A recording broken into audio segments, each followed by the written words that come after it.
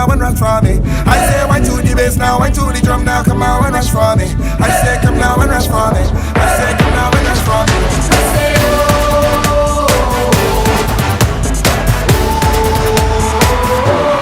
We say oh.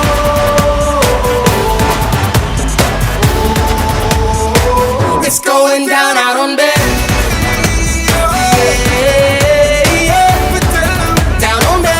Going down out on there. Down on there. So we tell them, oh na na, oh na na na, oh na na, oh na na na, oh na na, oh na na na. It's going down out on there.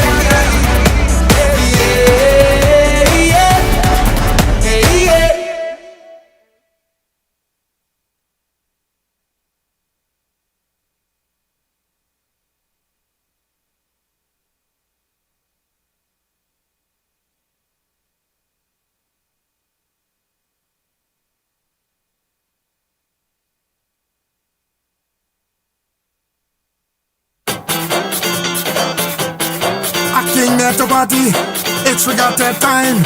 I came here to party, it's carnival time. Find the man and hold him right there. Find the man and hold him right there. Just relax on it, relax on it. Just relax on it, relax on it. It's time to push back, it's time to push back, it's time to push back, it's time to push back.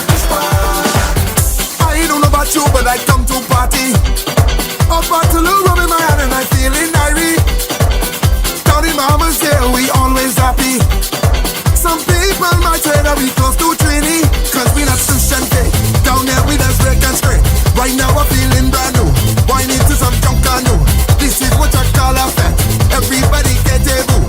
I want you to answer me. I have a question for you. Do you come to jump up? Let's start to jump up. Are you horny?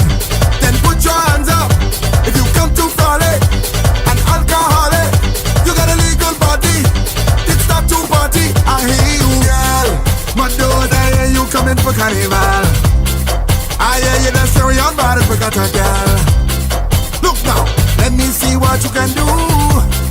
Jump in front of man right now and just relax on it. Relax on it.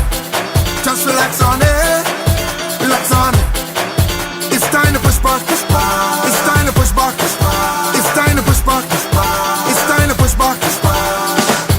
I don't know about you, but I getting ready to go on the road and dirty up the city. When you see them women in the costume pretty, you may think they don't wanna wine on nobody, but they're not sushi and fake. Down here we just break and scrape. Right now I'm feeling brand new. Wine into some junk and new. This is what I call a fete. Everybody get a boo. I want you to answer me. I have a question for you. Do you come to jump up? Let's start to jump up. Are you horny? Then put your hands up. If you come to frolic and alcoholic, you got a legal body. Let's start to party. I hear you, girl. My dude, I hear you coming for carnival. I hear you dance carry on, but I forgot that girl. Tonight, more rain expected for islands in the southeast Bahamas, a weather advisory being issued. Also, labor officials explain those recent unemployment figures that saw an uptick in the numbers. And later, a survivor of yesterday's triple shooting, thankful to be alive tonight. Eyewitness News starts now. Good evening, everyone. I'm Janae Noel. Thanks so much for joining us. We begin with breaking news tonight. A power outage at the Princess Margaret Hospital impacting operations at the nation's premier healthcare facility. Video showing dozens of people outside of that facility. As we understand, doctors, nurses, and staff did their best to avoid chaos given the circumstances. Persons also claiming to be patients calling our newsroom late this afternoon, lamenting on that outage, voicing concern that something like this should not have happened. Well, we do know that severe weather reportedly impacted power supply in various pockets of the island today, but it is also unclear if there were any generator challenges at the hospital. Eyewitness News speaking to officials late this afternoon who advised that they too are trying to determine the cause of the outage, and a communication on that outage will be forthcoming. Just moments ago, we understand that power now has been restored and an investigation is ongoing tonight. It's a story we are continuing to follow. Meantime, a special hazard advisory is in effect tonight as officials track tropical disturbance AL94. Residents in the southeast Bahamas, that's Maguana, Inagua, Acklins, and Crooked Island, also Ragged Island included, they're being told to begin preparations immediately, with forecasts calling for 2 to 4 inches of rain. Isolated amounts can be up to 6 inches. The Disaster Risk Management Authority says government agencies are now on alert for possible activation. Residents are also being urged to ready their homes, families, and businesses for potential tropical storm impact.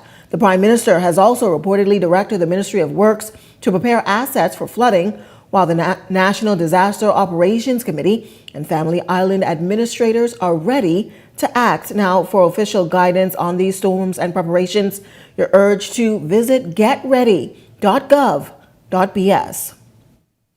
Well, with the country now in the peak of the Atlantic hurricane season, officials are keeping a close watch on potential weather threats. And with the memory of Hurricane Dorian still fresh in the minds of many, preparedness remains a national priority. Adelana Roker has the latest from the Met Department. The Bahamas is now in the most active period of the Atlantic hurricane season, from September 10th through October 15th, and meteorologists are closely tracking 2 systems developing in the region.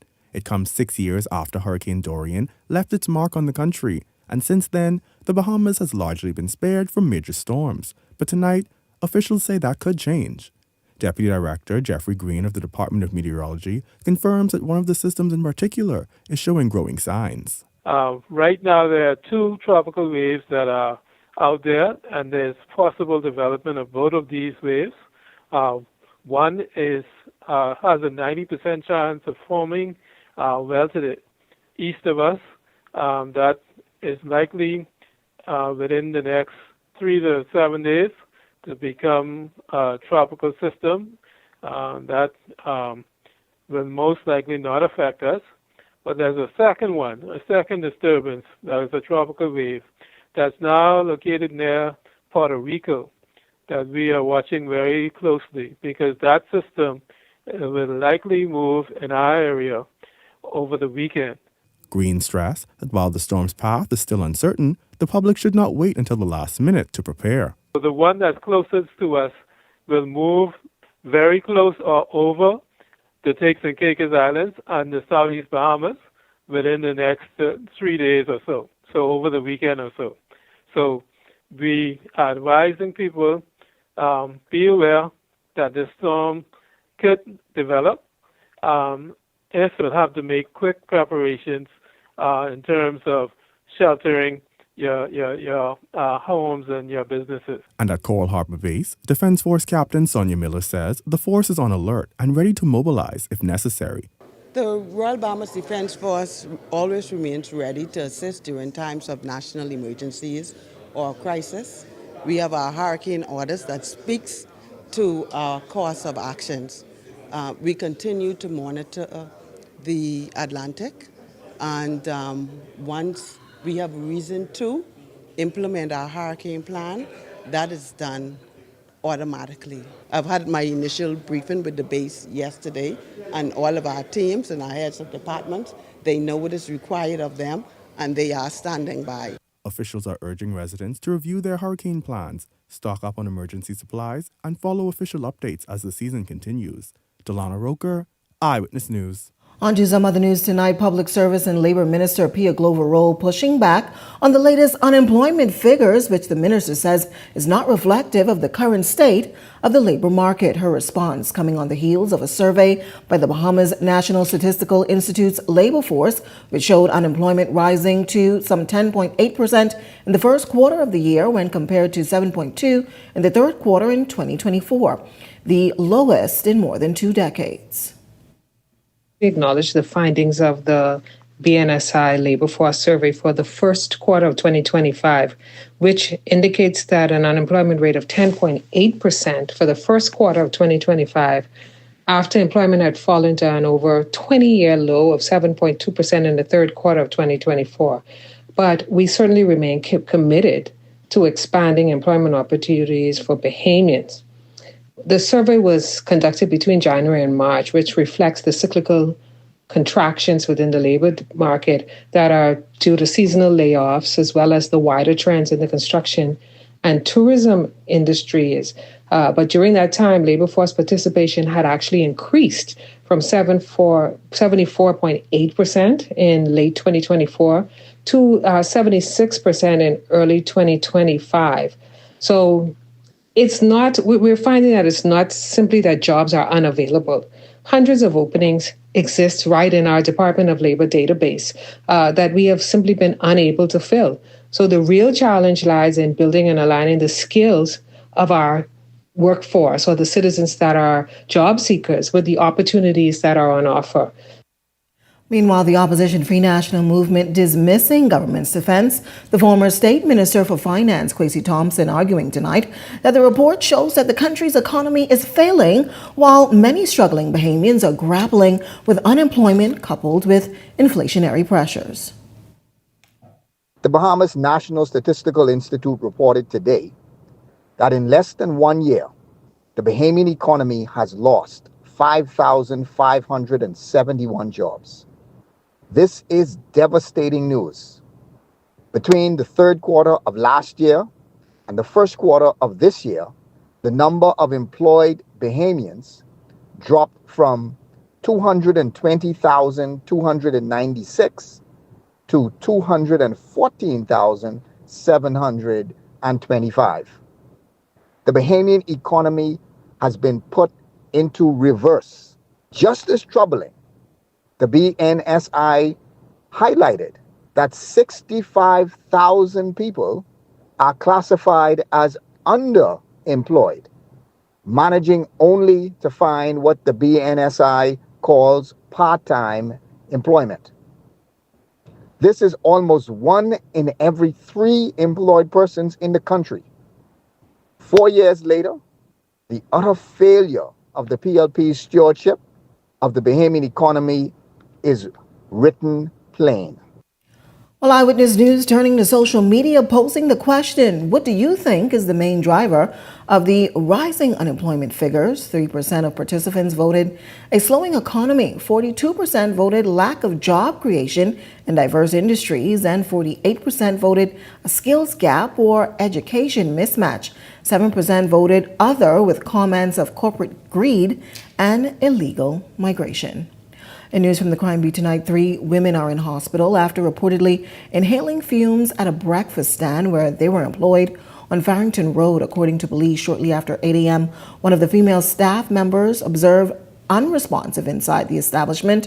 Emergency medical services were summoned to the business where they found 2 other females in an unresponsive state. It is alleged that the victims were cooking in the area with poor ventilation, a situation that may have caused them to inhale the fumes from the portable stoves, ultimately leaving them to their loss of consciousness. At this time, the condition of the victims remain unknown, and investigation into this incident is ongoing tonight. In news from Grand Bahama, police are also investigating a stabbing incident that left a man in hospital. According to initial reports, the incident took place around 10:30 p.m. on Tuesday in the Coral Gardens area. Authorities say a female caller contacted police reporting that a man had been stabbed at the residence in that community. When officers and emergency medical teams arrived on scene, they found a male victim outside a home suffering from what appeared to be a stab wound to the chest. He was quickly transported to hospital. He remains listed in serious condition tonight. Police say the victim was reportedly involved in a verbal altercation with a female, which escalated. During the confrontation, the woman allegedly produced a sharp object and stabbed him. A 32-year-old female suspect has been taken into custody. She's assisting police with their investigation. Police are also on the hunt for a 38-year-old man, Cohen Anton Wiley, who's wanted by police for unnatural sexual intercourse. Now, no details have been provided on this victim in this particular case, but authorities say their wanted suspect's address is Emmanuel Drive. He is of slim build with dark complexion. His height is unknown tonight. Authorities are asking residents to reach out to 328-TIPS or 502-9975 with helpful information. You can also view his photo on all of our social media pages.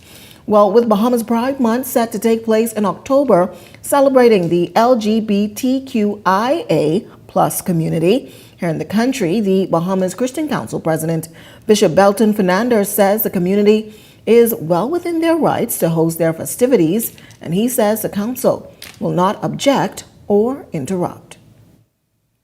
They're free to plan events. We don't get involved in planning events. The challenge was that they were going to use the facilities of UB and use the mechanism through UB to advertise the event. They're free to plan the events. They have rights, we have rights, and our right is the freedom to speak. And so we thank God that we have that freedom, and we will always speak out when we see wrong. On to some other news tonight, a senior citizen falling victim to a reckless act of gun violence that nearly snuffed out his life. He's alive to tell the story, one that details how he watched his friend breathe his last breath. Our Jose Etienne joining me live in studio tonight with the details. Jose? Well, Janea, it's a chilling account from a 71-year-old survivor who stared death in the face while his longtime friend was gunned down in a brazen and reckless attack off Kemp Road on Tuesday afternoon. The elderly man says it all happened as he accompanied his friend, Demetrius Cooper, also known as Meech, who had gone to visit his daughter.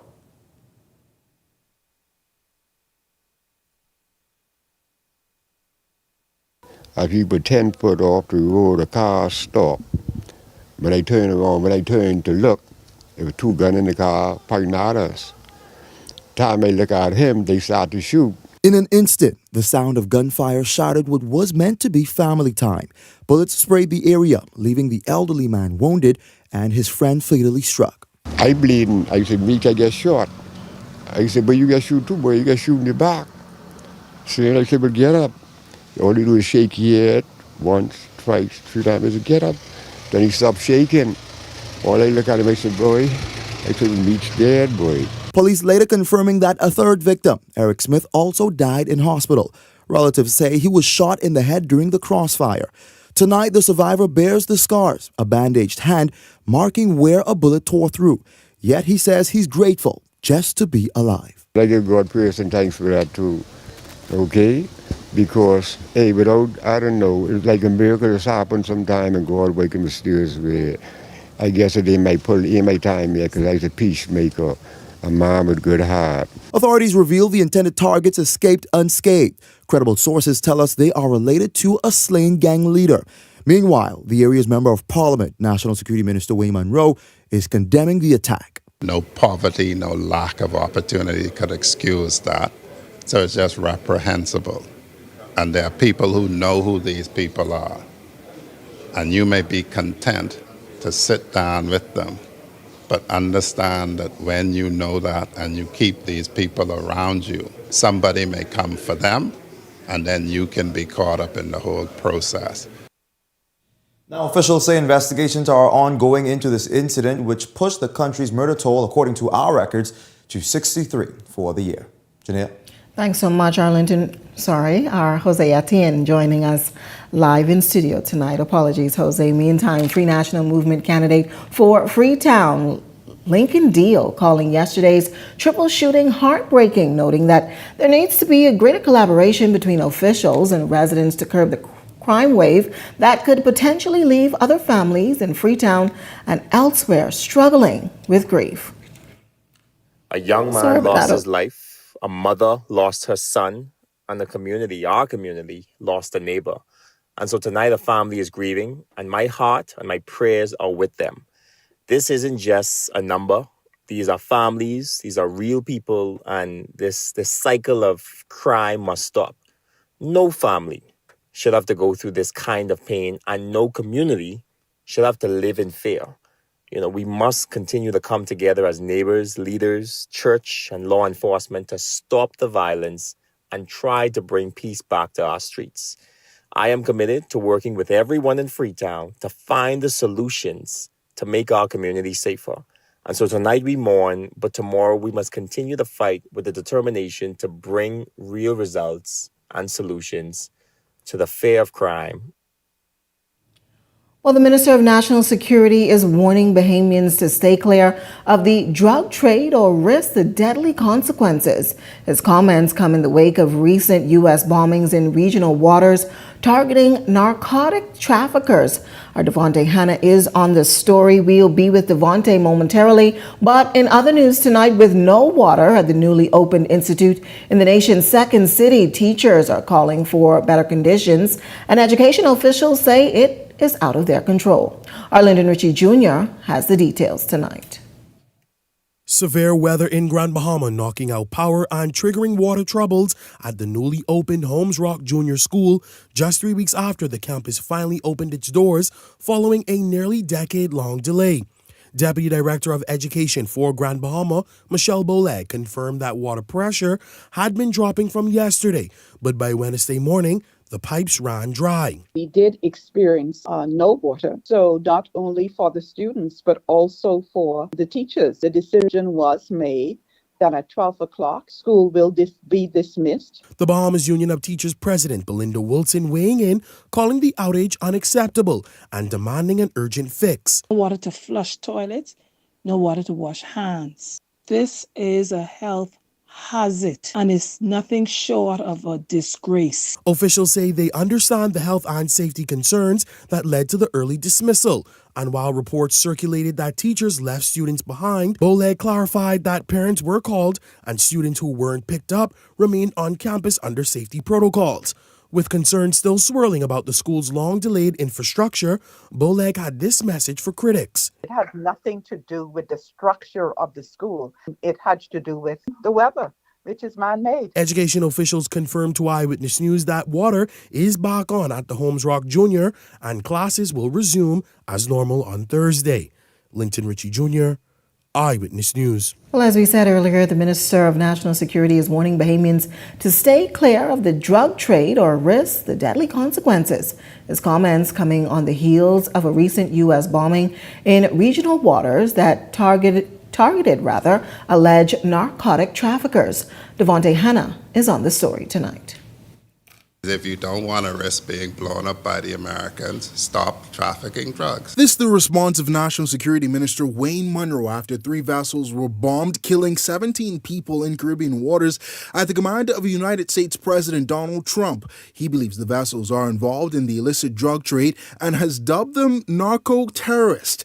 This while the Bahamas remains on the U.S. list of countries to watch for drug trafficking. Tonight, the National Security Minister is seemingly siding with Trump's plan, which international lawmakers have called both illegal and extreme. Munro sent this message to Bahamians involved in the trade. We won't be bombing vessels that do not open fire on the Defense Force. If you open fire on the Defense Force, you can expect for fire to be returned. While there has been no reported bombings in or near the Bahamas, environmentalist Joe Darville is hopeful that the Bahamian government is privy of the decision if it does occur. As he says, it could impact the nation's important asset, the marine environment. It cannot be a unilateral decision on the part of the U.S. If these vessels and boats or whatever are in our territorial waters. We have to be very much concerned about that. And while Darville fully supports eliminating the drug trafficking industry, he says for the environment's concern, it must be done with all stakeholders involved. There is 100% certain that they are carrying drugs, then I think we have to have an agreement with the United States in that regard. Devontae Hanna, Eyewitness News. Well, in other news tonight, more Junkanoo drama as recent comments from government officials on a drawn-out dispute within the iconic Junkanoo group has left one fraction up in arms tonight, and members say they're not taking those comments lightly. Jose Etienne has more on this story. World-famous Valley Boys chairman Brian Adderleaf breaking his silence tonight, warning that government could face legal consequences over Culture Minister Mario Boleg's recent comments on which faction of the group will be officially recognized. His statements are also being reviewed by our legal team, as we feel that he's injured us with those statements. And we've given him 2 or 3 days to correct the record, and he hasn't done so. Adderley aiming directly at Bowleg, blasting the minister's remarks that ignited a firestorm among his supporters. When Minister Bowleg refers to a court ruling that states that there's one Valley boy, that's totally inaccurate. As far as I know, he's not a lawyer, and he's not a member of the judiciary. The back and forth stems from Bowleg's defense of government's decision to issue seed funding to the Trevor Davis-led Valley Boys. The minister says a Supreme Court ruling acknowledges Davis's group as the only legitimate Valley Boys. There's no court ruling that says there's one Valley boy. This matter is still under review, and we await the decisions of the Court of Appeal, and we believe at the end of the day we'll be on the right side of the law. Adderley also claiming that Bowleg made a promise last week to fund his faction, only to reverse course, leaving world-famous members still waiting on seed money from previous parades. Why is it that a non-Junkanoo group is getting seed funding, and an established group since 1958 with the winningest record in Junkanoo is not getting seed funding, and the matter is still in court? That's not only unfair, but it makes no sense. At the heart of the feud is a Supreme Court decision by Justice Darren Ellis, who lifted an injunction that had blocked the world-famous Valley Boys from being struck off the register of non-profit organizations. That move seemingly clearing the way for the Davis faction to remain as the official entity. But Adderley insists that the ruling only addressed their NPO status and doesn't limit his group's right to perform as the world-famous Valley Boys. We have gone to the appeals court and asked the appeals court to review the matter with a view of having a judicial review on the registrar's decision to register an unauthorized entity, and the appeals court to review the judge's decision not to hear the matter. And with government pointing to Davis's camp as the only Valley Boys, the question remains whether Adderley's faction will be allowed to compete in both upcoming parades or be pushed into the fun category. Still, Adderley declares his group has one goal in mind. We come to Bay Street to win. And so we've been making preparations for the past few months to come, and we intend to come. I don't know why anyone would think otherwise. And we're coming to Bay Street as the Valley Boys.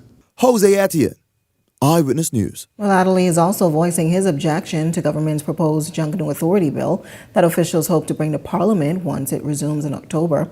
His opposition is a sharp contrast to other major Junkanoo groups that threw their support behind the government's bill. The bill receiving widespread criticism from the Junkanoo Corporation of New Providence officials, who argue that it's infringing on their power and traditional role in decision-making.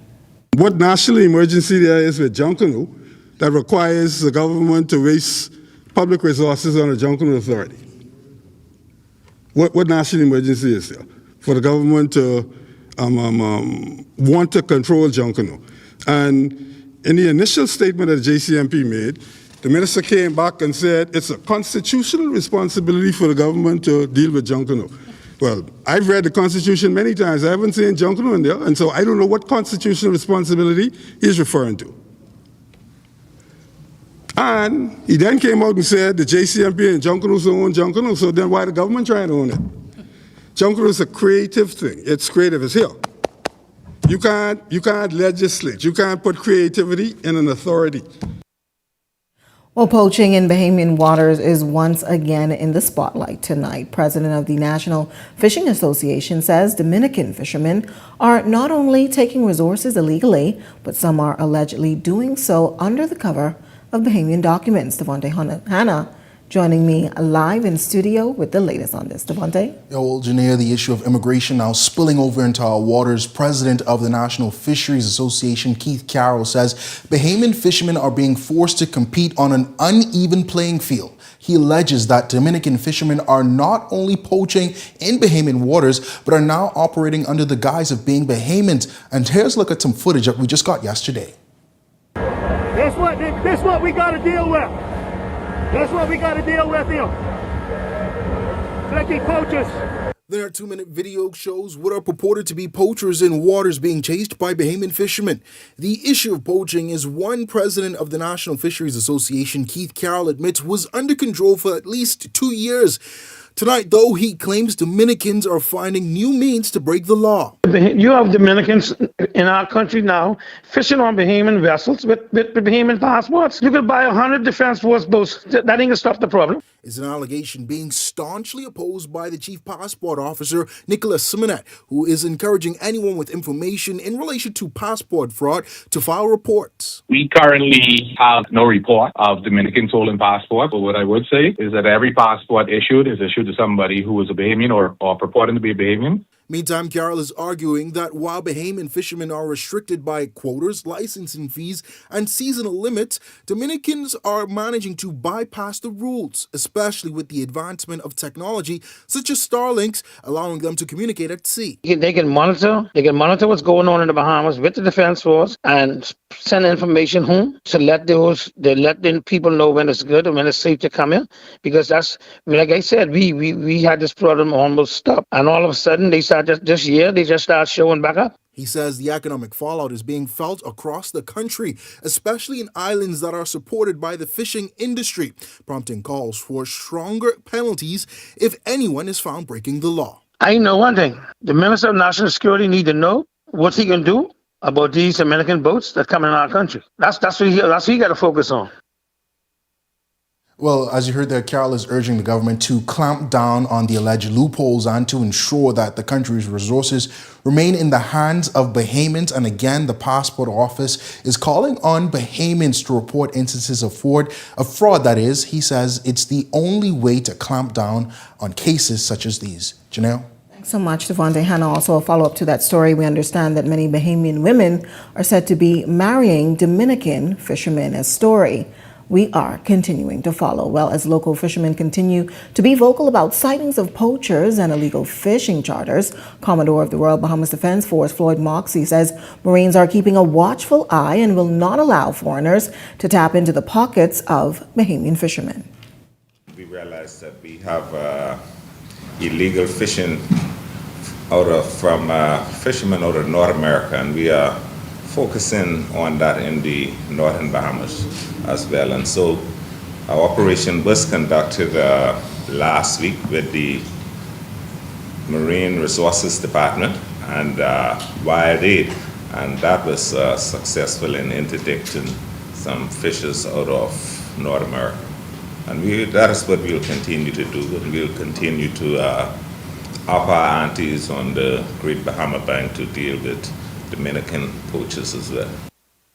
Meantime, government says it's taking a zero-tolerance stance on any attempts to bypass the law following the Cannabis Act's passage. Authorities are making it clear that personal cannabis is not decriminalized, though that the law will stand for those in disobedience. Arlington Ritchie Jr. has the details in this report.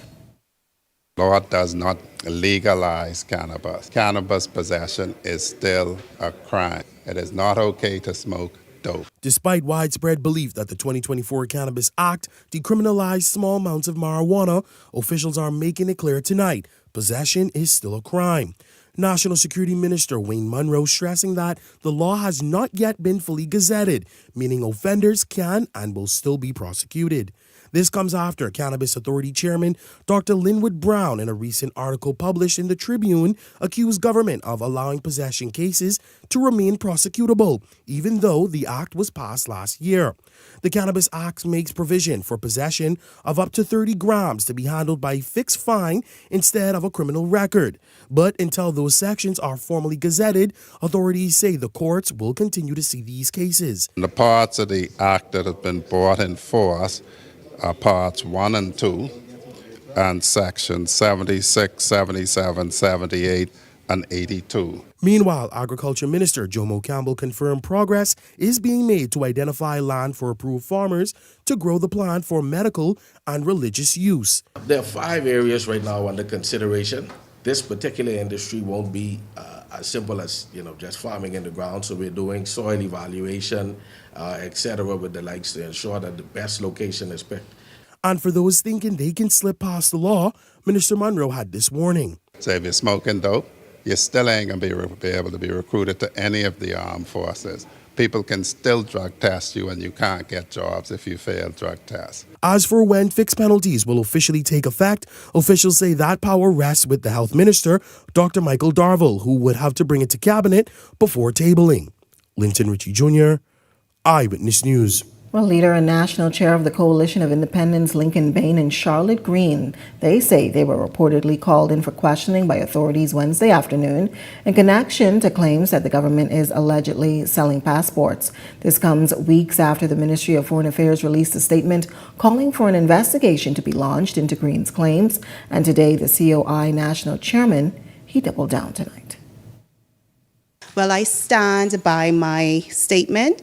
I was questioned by SIB concerning the statement this afternoon. Well, they just wanted to verify whether or not that was my voice, whether or not I had released a statement, and they wanted to connect it with the complaint that was made. Of course it is, and of course, like we said, this is political season, so you expect these things to happen, but we and myself, the coalition and myself, we stand by what we say.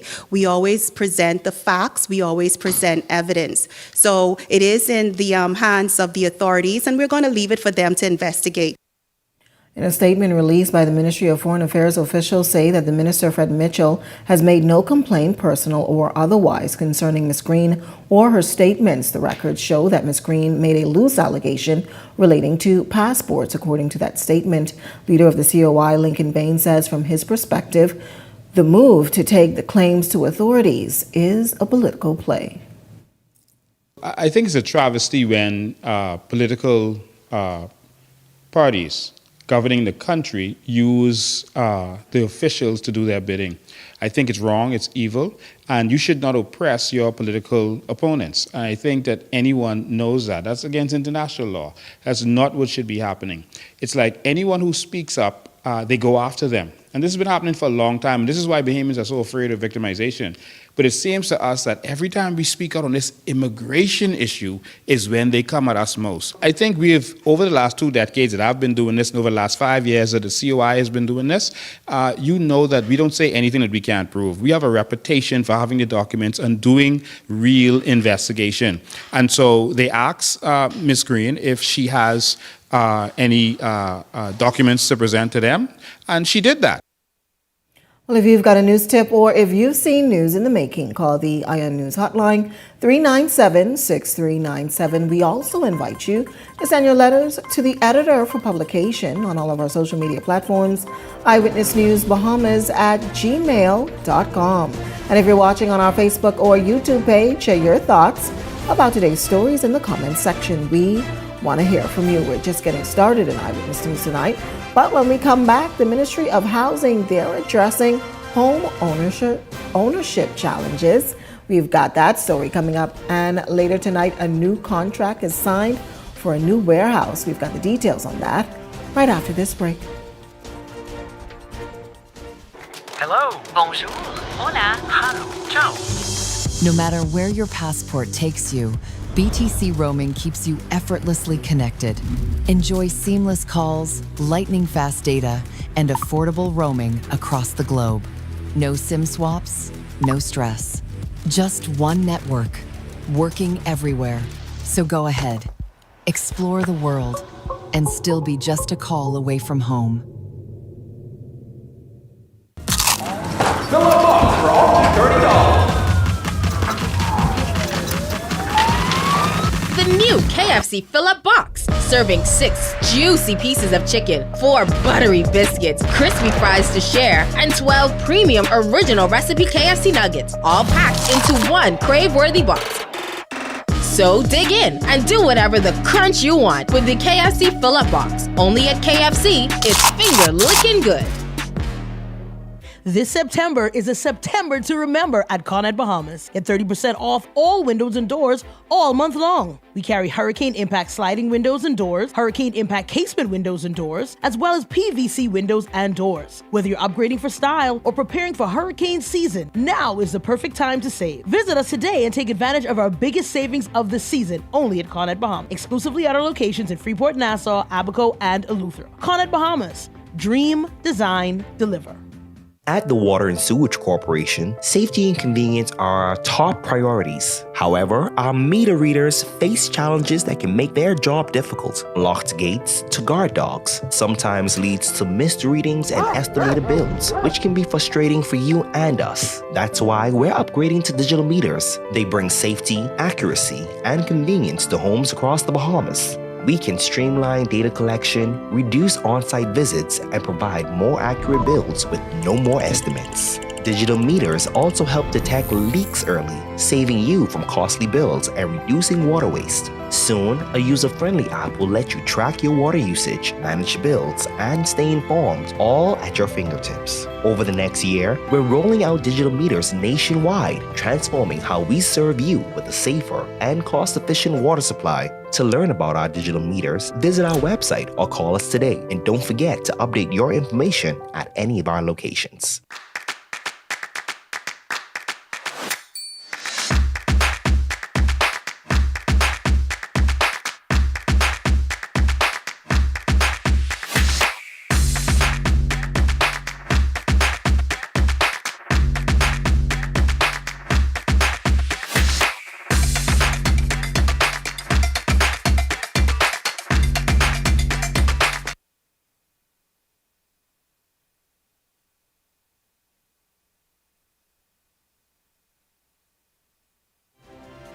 This segment of Eyewitness News is brought to you by EV Motors Fleet Sales Division.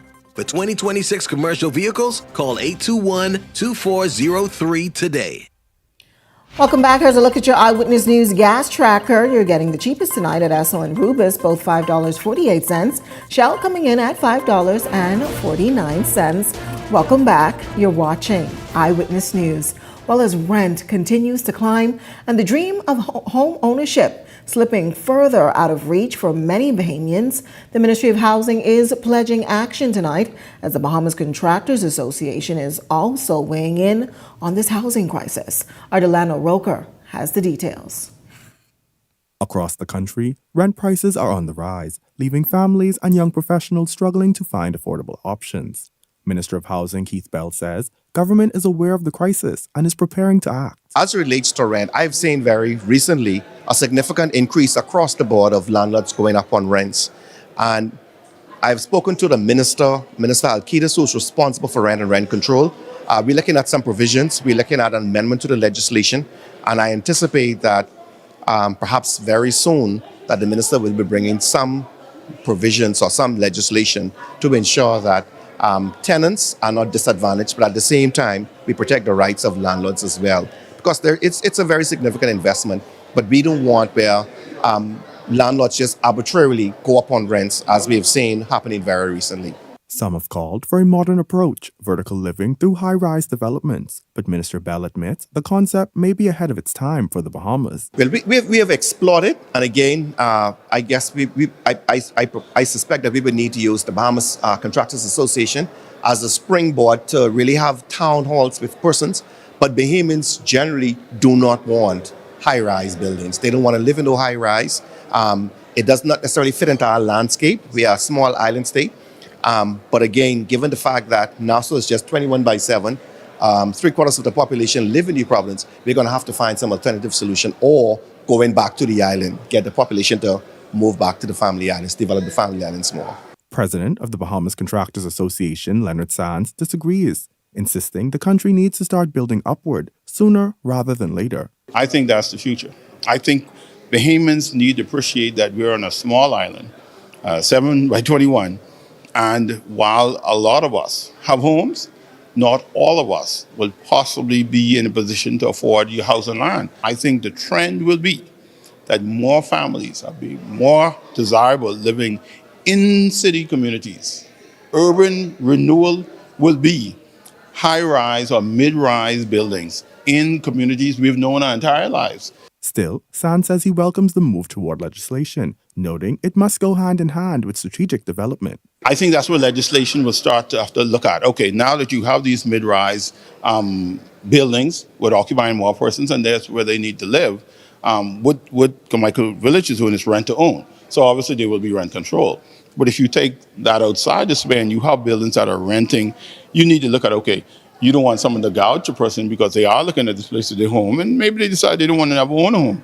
But you can't start a rent being $700 a month, and then 5 years down the road, rent is $3,500 a month, and you force them out because it's hot, because it's under demand. So I think legislation will start to have to be considered of how you control rent inside mid-rise residential housing. As government looks to stabilize rent and make home ownership more accessible, the big question is, how ready are Bahamians to embrace a new way of living? Because the future of housing may very well be looking up.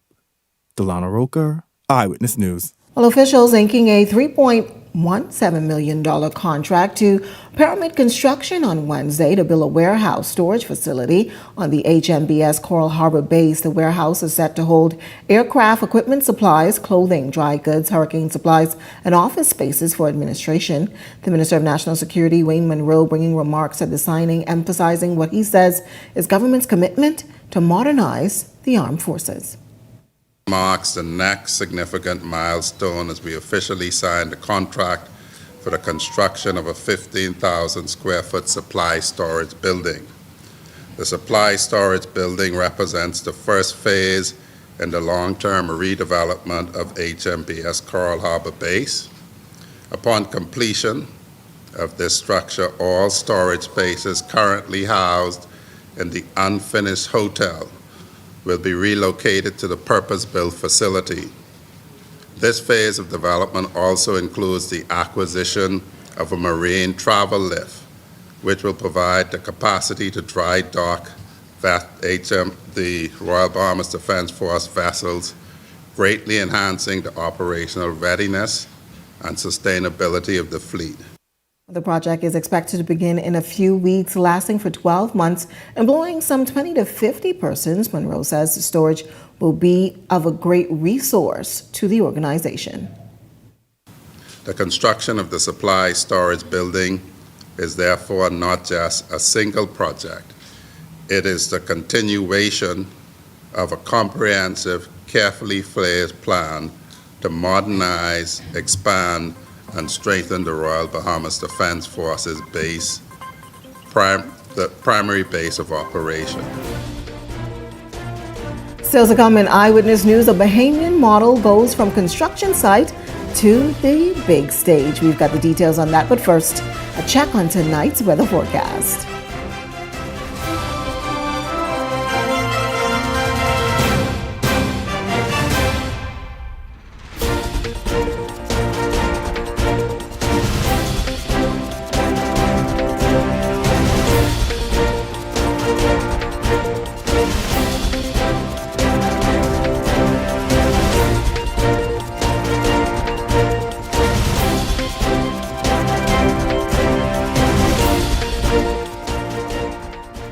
It's the glitziest night in agriculture, where roots run deep and the spotlight shines bright. The Agrarian Awards 2025 takes center stage on Saturday, October 18th at the Atlantis Paradise Island Grand Ballroom, and you need to be there. Presented by the Ministry of Agriculture and Marine Resources and the Agricultural Development Organization. Get your tickets now at adobahamas.org or call 397-7400 for more information. The Agrarian Awards 2025, planting with heart and soil.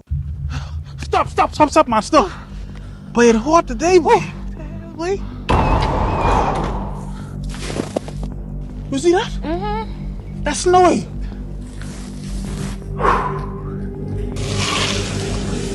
I can cool off, man. Where you going? Get back here. Don't go in there. Be I can inside I can cook whatever you want tonight. Where you going? You gonna do what? I can cook whatever tonight. I forget you can't cook.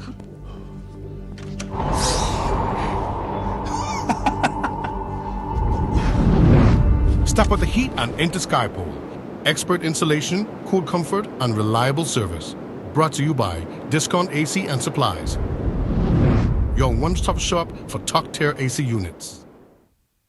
Sting Junkanoo Group is celebrating 25 years of music, and you're invited to the greatest show ever. Counting down the years, performing hit song after hit songs. BVS, Colin McDonald, KB, Dyson Knight and D-Mac. Saturday, November 1st at the Farm Marshall Road, 8 p.m. until. Tickets can be purchased online at www.bahamaseattickets.com for your skybox or to be a food vendor. Call 424-6433, 477-0191. Sponsored by ZNS, Island Luck TV, The Farm, Gatorade Today & Co. Limited, Chris Minute and Associates.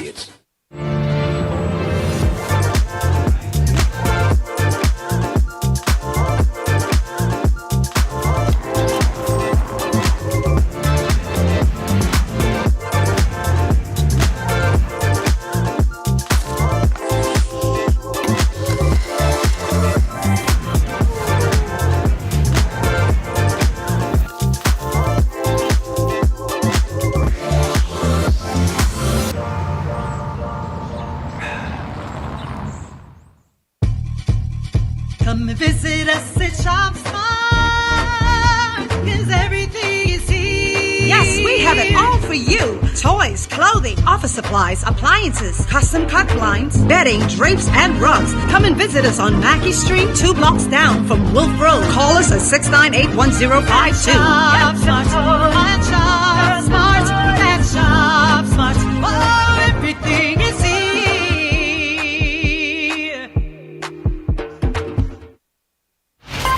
You're watching Eyewitness News. Welcome back. Well, from the construction site to the runway, a Bahamian model making his mark on the global fashion stage after just 9 months in the industry. Our Rebecca Bain has the story tonight. I found myself in a WhatsApp group titled New York Fashion Week, and I had no idea what it was. Stepping into the modeling world was something Sandor Saz never saw coming. Growing up, his heart was set on construction, a career he always dreamed of. But in January 2025, his focus shifted to a new path that has since taken him to the international stage in just 9 months. So February, I get on a plane, go to New York, still not knowing what to expect. And we arrive, and then I just started getting text messages with locations and times to show up. It's only my second time in New York. I barely know how to get around. But I show up to the first event, which was the day after I landed, and it was a presentation for Men's Day in New York Fashion Week. While this career has opened doors around the globe, it's his Bahamian roots that continue to define his style and set him apart. Saz made his debut with local luxury tropical wear brand Covet Bahamas. We like colors, like a John Canoe. We love colors. We like, sometimes crazy looks. So coming from there, I think I adapted to, global fashion trends. Of course, the journey hasn't been without challenges, but with the support of his agent, Saz says the transition into the industry has been a life-changing experience. Getting into an industry where the focus is you and your appearance and, who you are rather than more practical work, which is what I've been doing pretty much my whole life. So what's next for the rising model? Well, Saz says his eyes are now set on Paris Fashion Week, with dream collaborations including Balenciaga and Italian luxury street brand Off-White. And if you're hoping to one day make your own mark in the fashion industry, here's Saz's advice for you. Modeling and fashion is, from my experience, it's about embracing what makes you you, wholly accepting yourself. You have to have a serious, deep love for yourself. Saz's story is a reminder that sometimes taking a leap of faith is exactly what's needed to reach unexpected dreams. Rebecca Bain, Eyewitness News.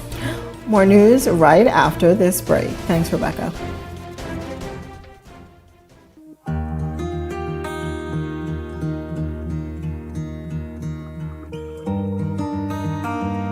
You work hard to provide for and protect the ones you love. However, life can present unexpected challenges. Who you call in times of need matters. Insurance Management is a Bahamian-owned company that has been serving our community for over 40 years, offering a wide range of coverage for all of your personal, professional, and commercial needs. When life happens, rest easy knowing that our skilled and experienced agents are there for you in your time of need, so that you can get back to what matters most. Insurance Management. Nobody does it better.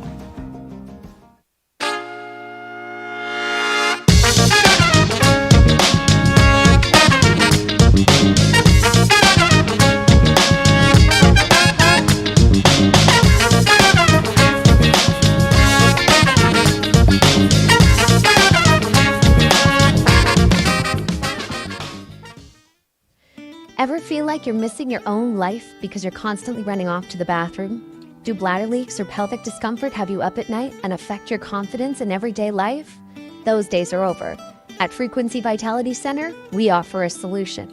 Completely painless, fully clothed with no downtime.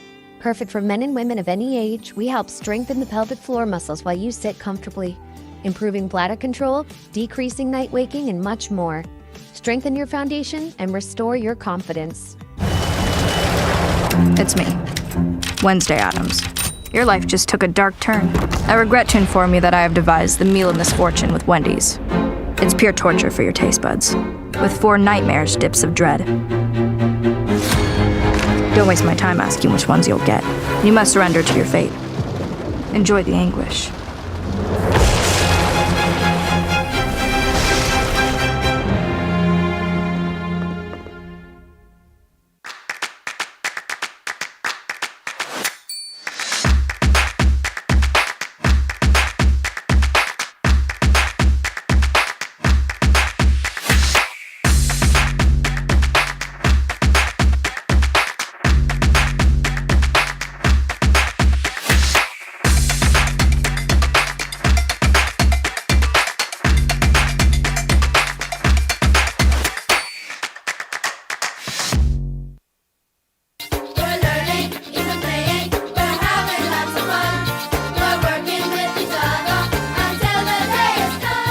With the start of the new school year, D.W. Davis Junior High School Principal Latoya Burrows says she's excited and considering her school's outstanding BJC performance this year, she wants incoming students to know they're entering halls of excellence.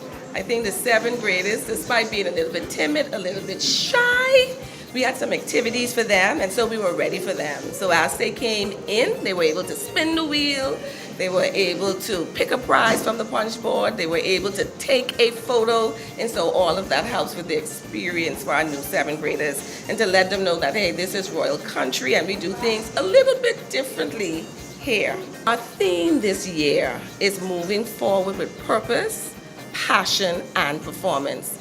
And so to make it simple for our students, we said purpose plus passion equals performance. And so that's exactly what we're looking for. We want everybody to know, what is your purpose? Why are you here? Once you know why you are here, then you can work towards getting in some of that passion back, starting to think about what do you like.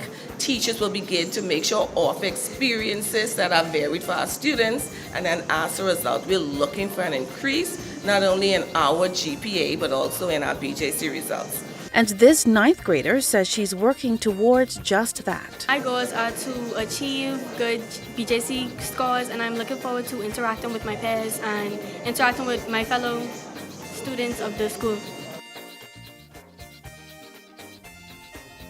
This is Ed Talk. All the best for this new school year.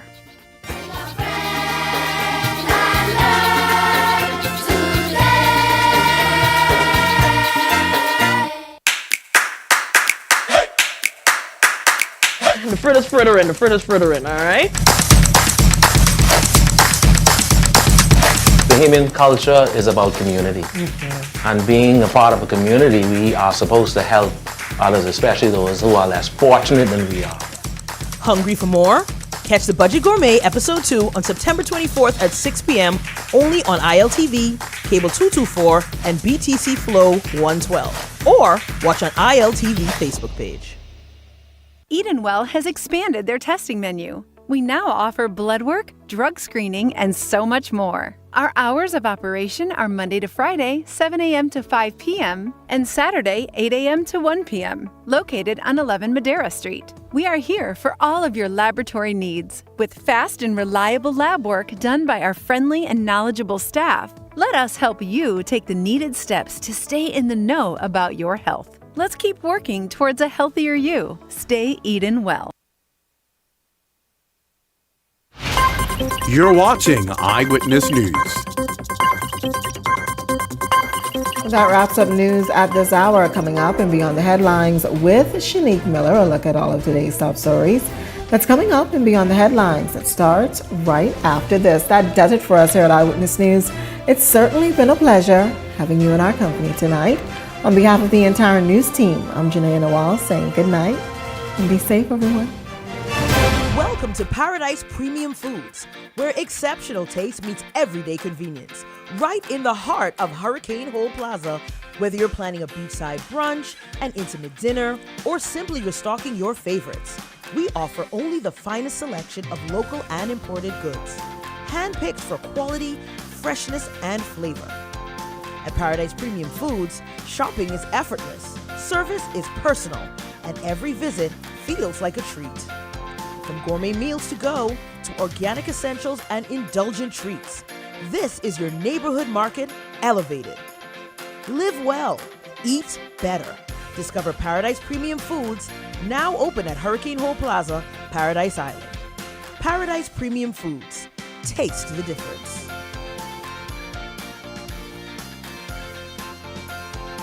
Crack the code and win $1 million. Crack the code and win $1 million. 7 numbers, $1 million. Every 3 days, a number is revealed. Act fast, your million is waiting. Crack that code, win $1 million clear. Crack the code before the last lock clicks shut. Get ready to join the winner's circle only at islandluck.com. Crack the code and win $1 million.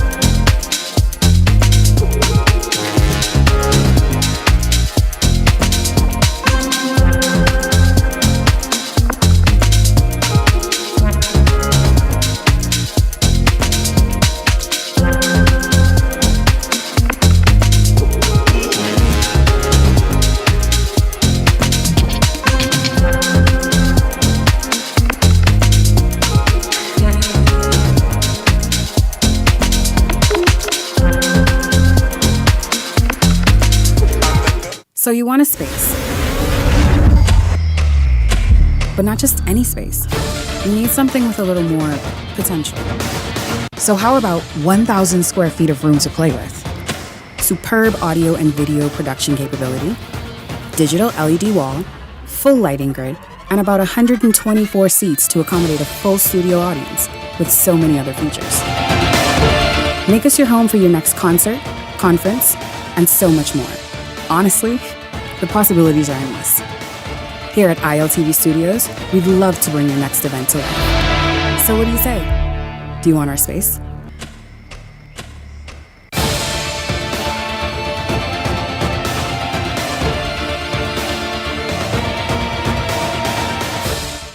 Welcome to Paradise Premium Foods, where exceptional taste meets everyday convenience. Right in the heart of Hurricane Hole Plaza, whether you're planning a beachside brunch, an intimate dinner, or simply restocking your favorites, we offer only the finest selection of local and imported goods, handpicked for quality, freshness, and flavor. At Paradise Premium Foods, shopping is effortless, service is personal, and every visit feels like a treat. From gourmet meals to go to organic essentials and indulgent treats, this is your neighborhood market elevated. Live well, eat better. Discover Paradise Premium Foods, now open at Hurricane Hole Plaza, Paradise Island. Paradise Premium Foods. Taste the difference.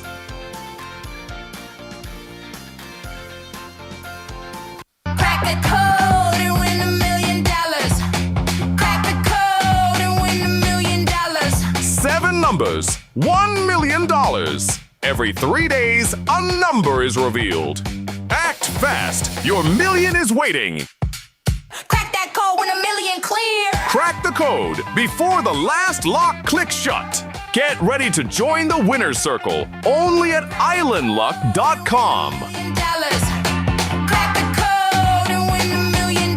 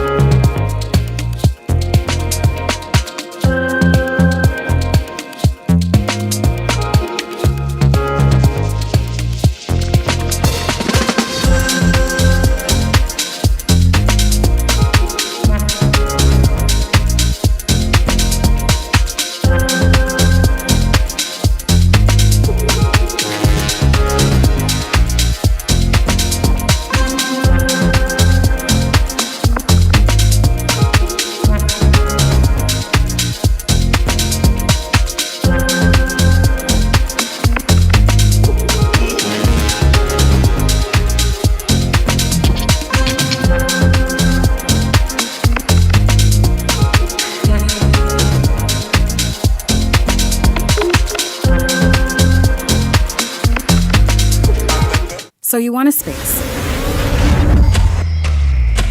But not just any space. You need something with a little more potential. So how about 1,000 square feet of room to play with? Superb audio and video production capability, digital LED wall, full lighting grid, and about 124 seats to accommodate a full studio audience with so many other features.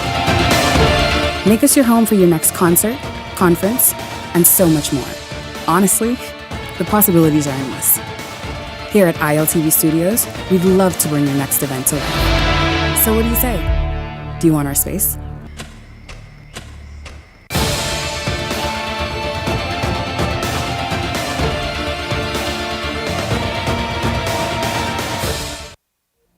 The thoughts, views, and comments expressed by the hosts, guests, and callers on Beyond the Headlines are not necessarily those of management, ownership, or production unit of the Verizon Media Group. Beyond the Headlines is a production of ILTV Studios and cannot be reproduced or represented in part or entirety without express written permission of the Verizon Media Group. Beyond the Headlines is the intellectual property of the Verizon Media Group. Copyright 2021.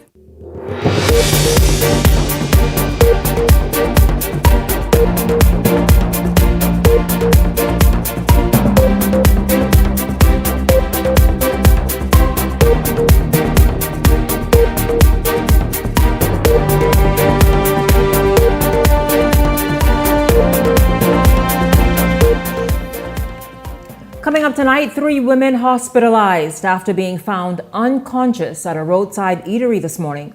The question tonight, what kind of fuel was strong enough to knock out all of the women? We talk about it tonight. Also, Princess Margaret Hospital without power for a good portion of the day. Not a matter to take lightly. We take a closer look tonight. The FNM says if elected, the Pintard administration will build, get this, an ambitious 1,000 to 2,000 houses a year. This as the Minister of Housing talks about what his ministry is now doing to meet the growing housing demand. This is Beyond the Headlines. Good evening. I'm Shanique Miller. It's great to have you along this evening. Well, 3 women are in hospital tonight after reportedly inhaling fumes at a breakfast stand where they were employed. This is on Farrington Road. According to police, shortly after 8 this morning, one of the women was observed unresponsive inside the roadside eatery.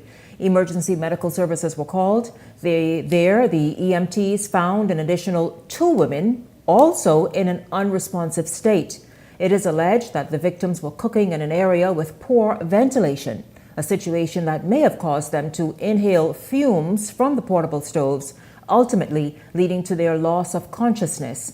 At this time this evening, the condition of all of the women are unknown as investigations into the incident continue. Well, we're going to jump in right there this evening because a lot of questions to ask and a lot to talk about. You know, just last week we had another matter that unfolded in Grand Bahama with that preschool where we talked about inspection and who gives oversight. And so many businesses in the Bahamas are just allowed to pop up, you know, without much sort of investigation and people just popping up to do inspections on the area. And so we're going to talk about that this evening because it really is something, one, we wish those women well and a speedy recovery.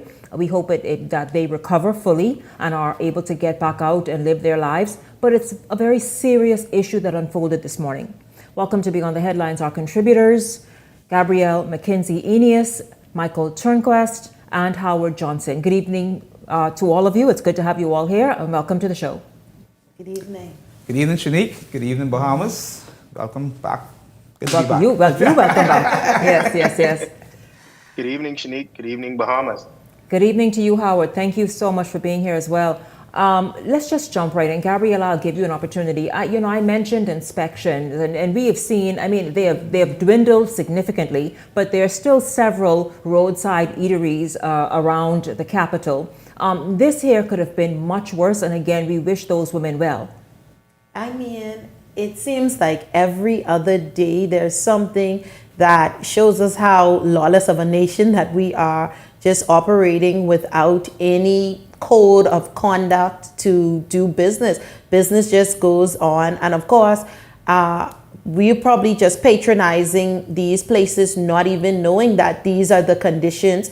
Were they operating with a valid business license, because the process to get a business license requires an inspection by environmental health, food handler certificate, and all of that. Proper ventilation would have been a part of that. So the bigger question is, was it a licensed establishment? And you asked the correct question, Shanique. What type of gas knocked those women out to the point where they were left unconscious? Thank God someone found them before it was too late. Yeah.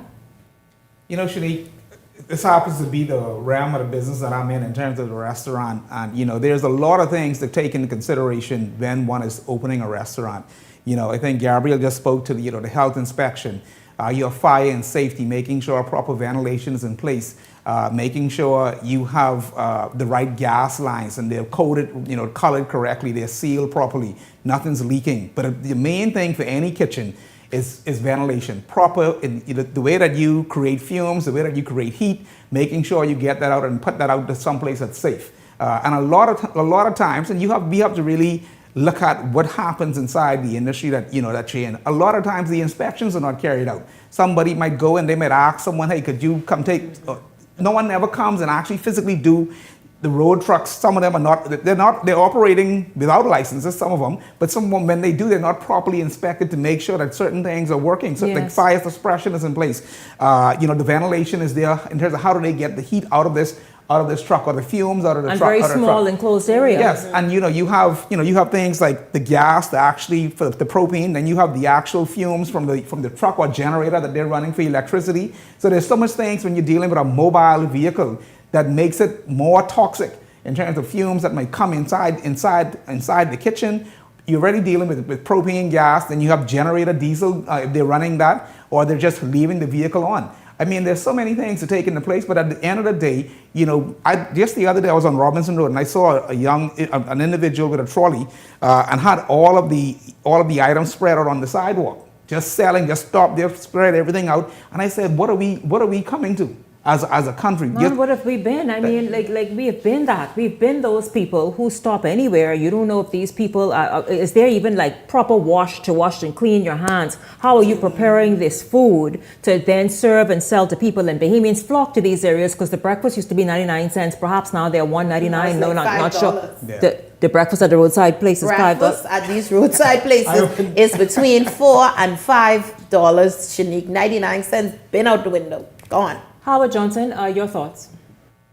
Yeah, Shanique, I agree with my fellow panelists and some of the words that they use. I'd like to echo the lawlessness, the lack of inspection. There are a number of government and regulatory agencies that are responsible for monitoring businesses. And when you are public facing, right? When you are people facing, you need to make sure that everything is in good order and in its proper place. I mean, no one's life is more important than anyone else's, right? But could you imagine if it was a bunch of school kids that were there and that gas had led to an explosion and multiple people have died? Can we imagine if maybe the Prime Minister was passing by and decided that he wanted to stop to get something to eat from this particular vendor, and the same thing would have happened there? It's just so serious. And in 2025, these are not the things that should be top stories on anyone's talk show anywhere in the developed world or the developing world. I mean, I'm just really happy that those women are still alive. And I hope that it is a clarion call to those that are responsible for maintenance, inspection, and regulation of these businesses to go and deal with this in its proper context. Absolutely. Michael, who is responsible for inspections and regulations? Shanique, like I said, you have different agencies for various things. Fire suppression comes under, the police, which all falls under, the firehouse and things of that sort. You have health that falls under Ministry of Health. But Shanique, you have to look at this I think in the grander scheme of things as it relates to, we have, certain agencies that go and they mandate what happens to actual restaurants who go to try do things the right way. But we tend to always say, the little ones, and say, let's not worry about them. Let's continue to go past them. But these are the things, they start off minor, but then they become major because, they pay no attention, and you come and you knock on the doors that are those who are trying to follow the laws and trying to do things right, and then you try to either tear them down to nothing, but continue to leave the minor, I call it infringes that you just think that, okay, we ain't gonna worry about this one. That, but Michael, that would possibly lead to outrage. Remember during the pandemic with the coconut vendors on the side of the road where it was, persons complained it was insanitary. When police started to shut those down, there was public outcry. You're shutting down the small man, you're doing this, you're doing that. So it's a double-edged sword. It's like leave those people alone, they're just trying to get by. But do remember, there was an actual, I think, a whole sector where as though to try to help them to get the right licenses, or they need to go in the same, but it was also more about not safety, but more so about how they kept their surroundings. Health. And health in terms of you're serving food. Exactly. So I think so that at the end of the day, it all comes concern. It's the safety of individuals. At the end of the day, you should still be concerned. Anyone buying coconut water on the side of the road that they're sanitizing properly, they're doing certain things, but also just not throwing coconuts in back in the bush to make us look like a dumpster on the side of the road. Yes. Yeah. And Shanique, you have to. I agree, and I understand what Gabby is saying in terms of the small man needing to make $1. I know that. I understand that. I come from the small man. I know. But when we are balancing the small man making $1 against the backdrop of public safety, keeping people safe and their lives are potentially at risk, then you know what that choice has to be. The choice, you have to err on the side of protecting and preserving life. Absolutely, that's the most important thing. But Sinead, I just want safety. Yes. One time ago, we had the business license unit, I think, on the show, and they said, one thing that they took, I guess, a proactive approach in terms of going to the people, in terms of those that they know did not have business license, and telling them that, it's not as complicated as you think it is, especially for small persons that want to do a trading as company in the name, allow them to get a bank account and show them how to do it. These are the things that we need ongoing, whereas though we can continue to go to the small persons along the street saying, hey, you don't have a business license, but we'll teach you how to do it. It was easy before, Michael. They changed the site, might I add. They changed the site and it did become a little bit more that's cumbersome. No excuse. Walk in. If the site is an issue for you, walk in. They get tired. They send you right back to the site, Shanique. I might as well tell you. It's the same thing. But all we know is this. I mean, you've got to, number one, be more discerning of where you eat. Again, it is unfortunate that it happened. And hopefully, and we pray for good news with our three ladies who are hospitalized tonight. And again, no word on their condition. Meanwhile, though, I hope they didn't go here, because even more evidence that PMH is limping along. A power outage at the Princess Margaret Hospital impacting operations at the nation's premier healthcare facility today. Look at this video. It shows dozens of people outside PMH. As we understand, doctors, nurses, and staff did their best to avoid chaos given the circumstances. Now, persons claiming to be patients also called into the Eyewitness newsroom, angrily speaking on the outage, voicing concern that something like this should not have happened. We do know that severe weather reportedly impacting power supply in various pockets throughout the island took place today. It is also unclear if there were generator challenges at the hospital.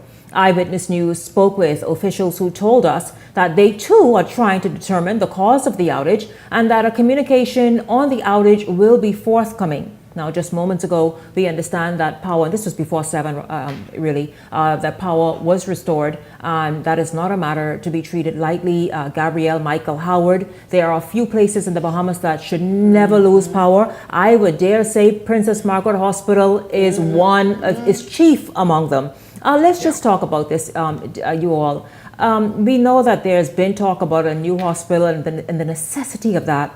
But the whole vulnerability and the fact that this put the entire, from the emergency care and all the various wards and everything else that happens at Princess Margaret Hospital, including operating theaters, it really put them on the line for however long that was today to have absolutely no power. Shanique, one needs to understand a place like PMH in terms of how it operates or how it should operate.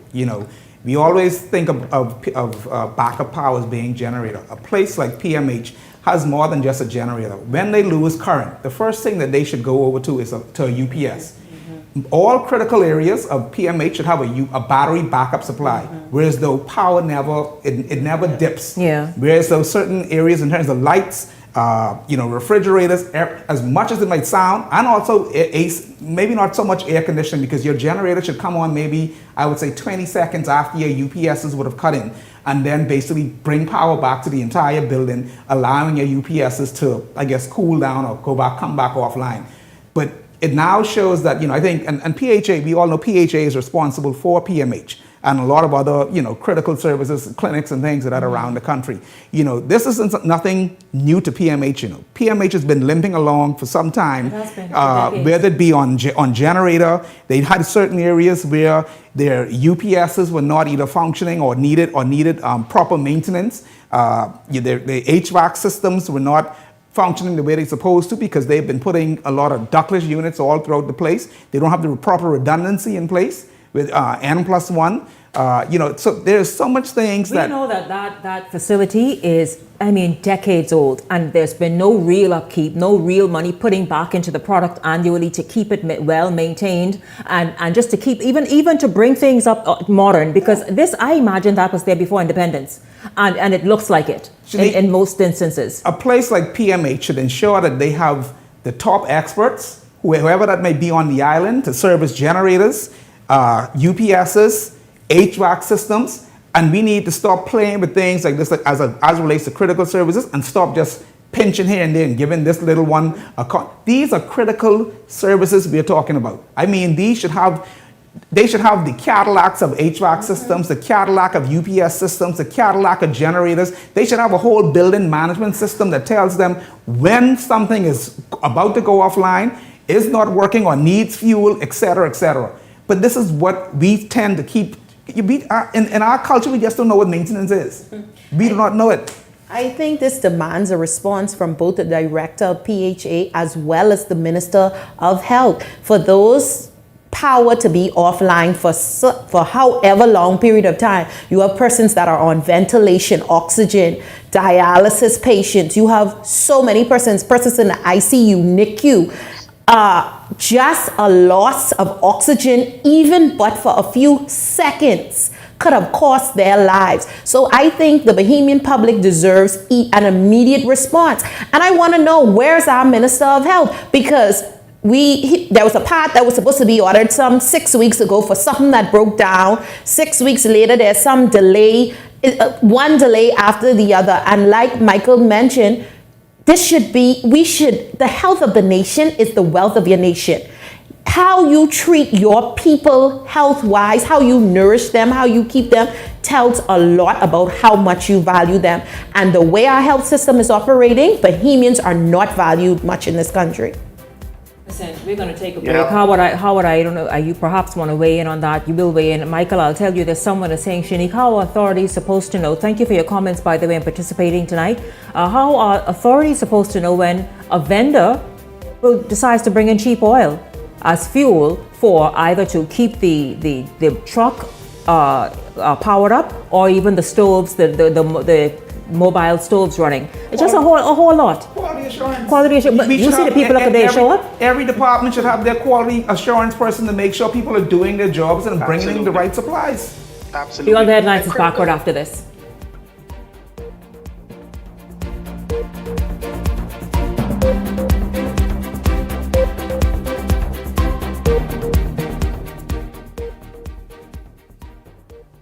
Ever feel like you're missing your own life because you're constantly running off to the bathroom?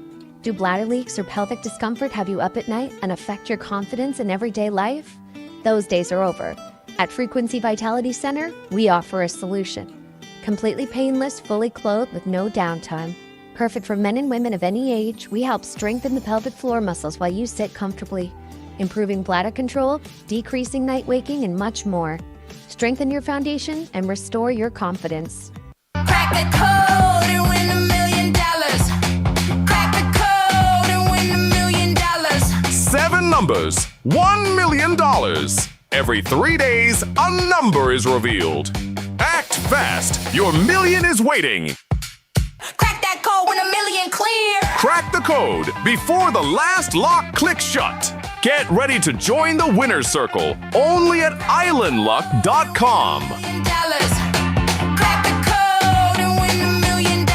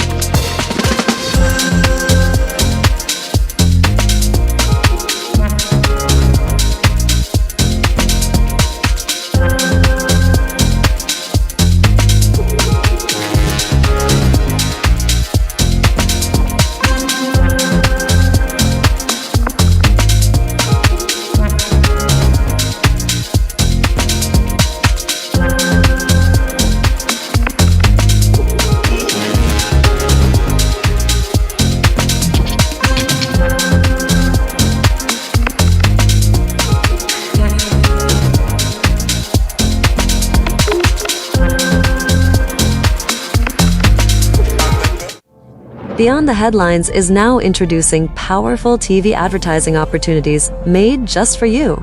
Choose our television ad package, 20 30-second ads for $2,000 or 20 60-second ads for $2,500 plus VAT. Prefer flexibility? Go a la carte. Just $150 for a 30-second ad or $200 for a 60-second ad. Step into the spotlight with our interview package. One 15-minute interview for $500 or 4 for $15 per month. Or bring Beyond the Headlines directly to you with our live on location package, only $2,600 plus VAT. For more information, contact our sales agent at 242-466-6173. This segment is brought to you by EV Motors Fleet Sales Division. For 2026 commercial vehicles, call 821-2403 today.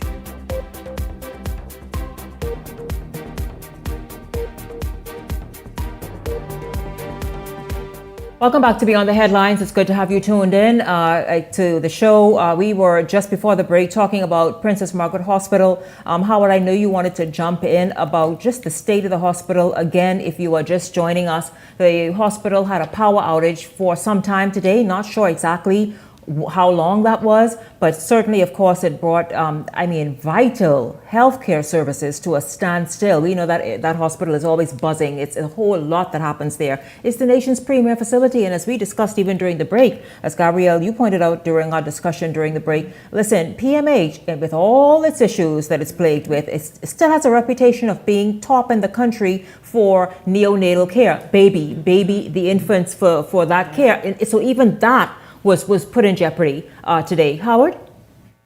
Unique emergency services require critical response, and we need critical infrastructure. So Gabby and Michael are absolutely correct in everything they said. There's nothing much more I can add. But when I saw that those lines and scores of people outside at what is supposed to be the nation's premier public health facility, it saddens me. These are the things, when left unchecked and unfixed, are what keeps you in the third world / developing world. You're not going to become a first world developed country when critical infrastructure faces lapses like this. And Shanique, I know you mentioned that, the public hospital facility is 50 or 60 years old. Where I live in the United States, there are buildings that are 200, 300, 400 years old. But it's true. I apologize. Howard, I pull every word I just didn't say, I pull it back. Because if you go to Europe, the buildings, they are thousands of years old and look so amazing. Go ahead. And they are well kept, they are well maintained. It's our habits. Go ahead. We have to, when it comes to critical infrastructure and emergency services, we cannot look at monies and say, oh, well, we ain't get the money for this and we ain't get the money for that. We find money for whatever is important. And critical infrastructure for emergency service for our people is of the utmost importance. Howard, but if you go through budgets line by line, when you compare budgets over, years, the first thing you see government slash is from maintenance. Anytime they're trying to pull back, scale back, reallocate resources, the first place they go is to the maintenance budget. Listen, young, we ain't gonna paint this year, we ain't gonna paint, we gonna keep passing the buck, kicking it down until a building falls apart. You have government buildings less than 10 years old that had to be demolished, workers complaining about mold and mildew. How? But you know, I always, and this is where it catches up with you. Yeah, but I always say Bahamians, you know, it's one thing we do. Every Christmas, you see every Bahamian, I don't care how your house may look. We paint. You see Bahamians outside painting the walls, painting the boxing, painting with it, and they fix up their yard for Christmas. This is where governments lack. And every 20, 30 years, you'll see somebody decide, hey, it's a problem. I'm tired of this. Look, I'm going to go ahead and renovate my house on the inside and make it look more modern and up-to-date, change some furniture here and there. We don't, as a country, governments do not do that. Every 30, 40 years, we need to do a whole overhaul on our critical system. Absolutely. And that's where we lack. Well, thank you all for your comments and participating tonight. One viewer says all of those critical machines have backup capabilities. Now, are they installed? Are they properly and regularly serviced? Maintained or serviced? And that's what I was about to say. I said, you know, sometimes the media, the way we put things forward might make it seem as if all power might have been off. Maybe some of the critical services like a UPS might have still had ventilators and everything functioning properly. You know, and that's what I would just hope. I would hope that, you know, some power was at the building during the time. That's why by now we should have had a statement from the director of PHA reassuring the public that there was safety, all of the power was still kept to these critical units. We are only now speculating because you're leaving it open. Hours later, no statement from PHA, no statement from the Minister of Health. We can only speculate in the media what's happened. I agree, and you don't want speculation to happen because when that happens, things just run wild, right? Justin, if we can move up to the other script, please, at the top of B. As rent continues to climb and the dream of home ownership slips further out of the reach for many Bahamians, the Ministry of Housing is pledging action as the Bahamas Contractors Association also weighs in on that. We get that story from Delano Roca, and then we come back and talk about it.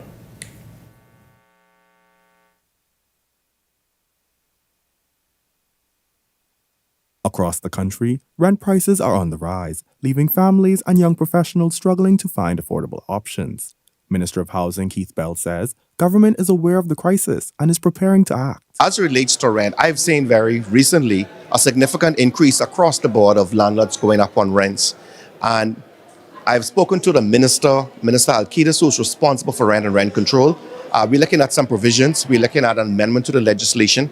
And I anticipate that perhaps very soon that the minister will be bringing some provisions or some legislation to ensure that tenants are not disadvantaged, but at the same time, we protect the rights of landlords as well. Because it's a very significant investment, but we don't want where landlords just arbitrarily go up on rents, as we have seen happening very recently.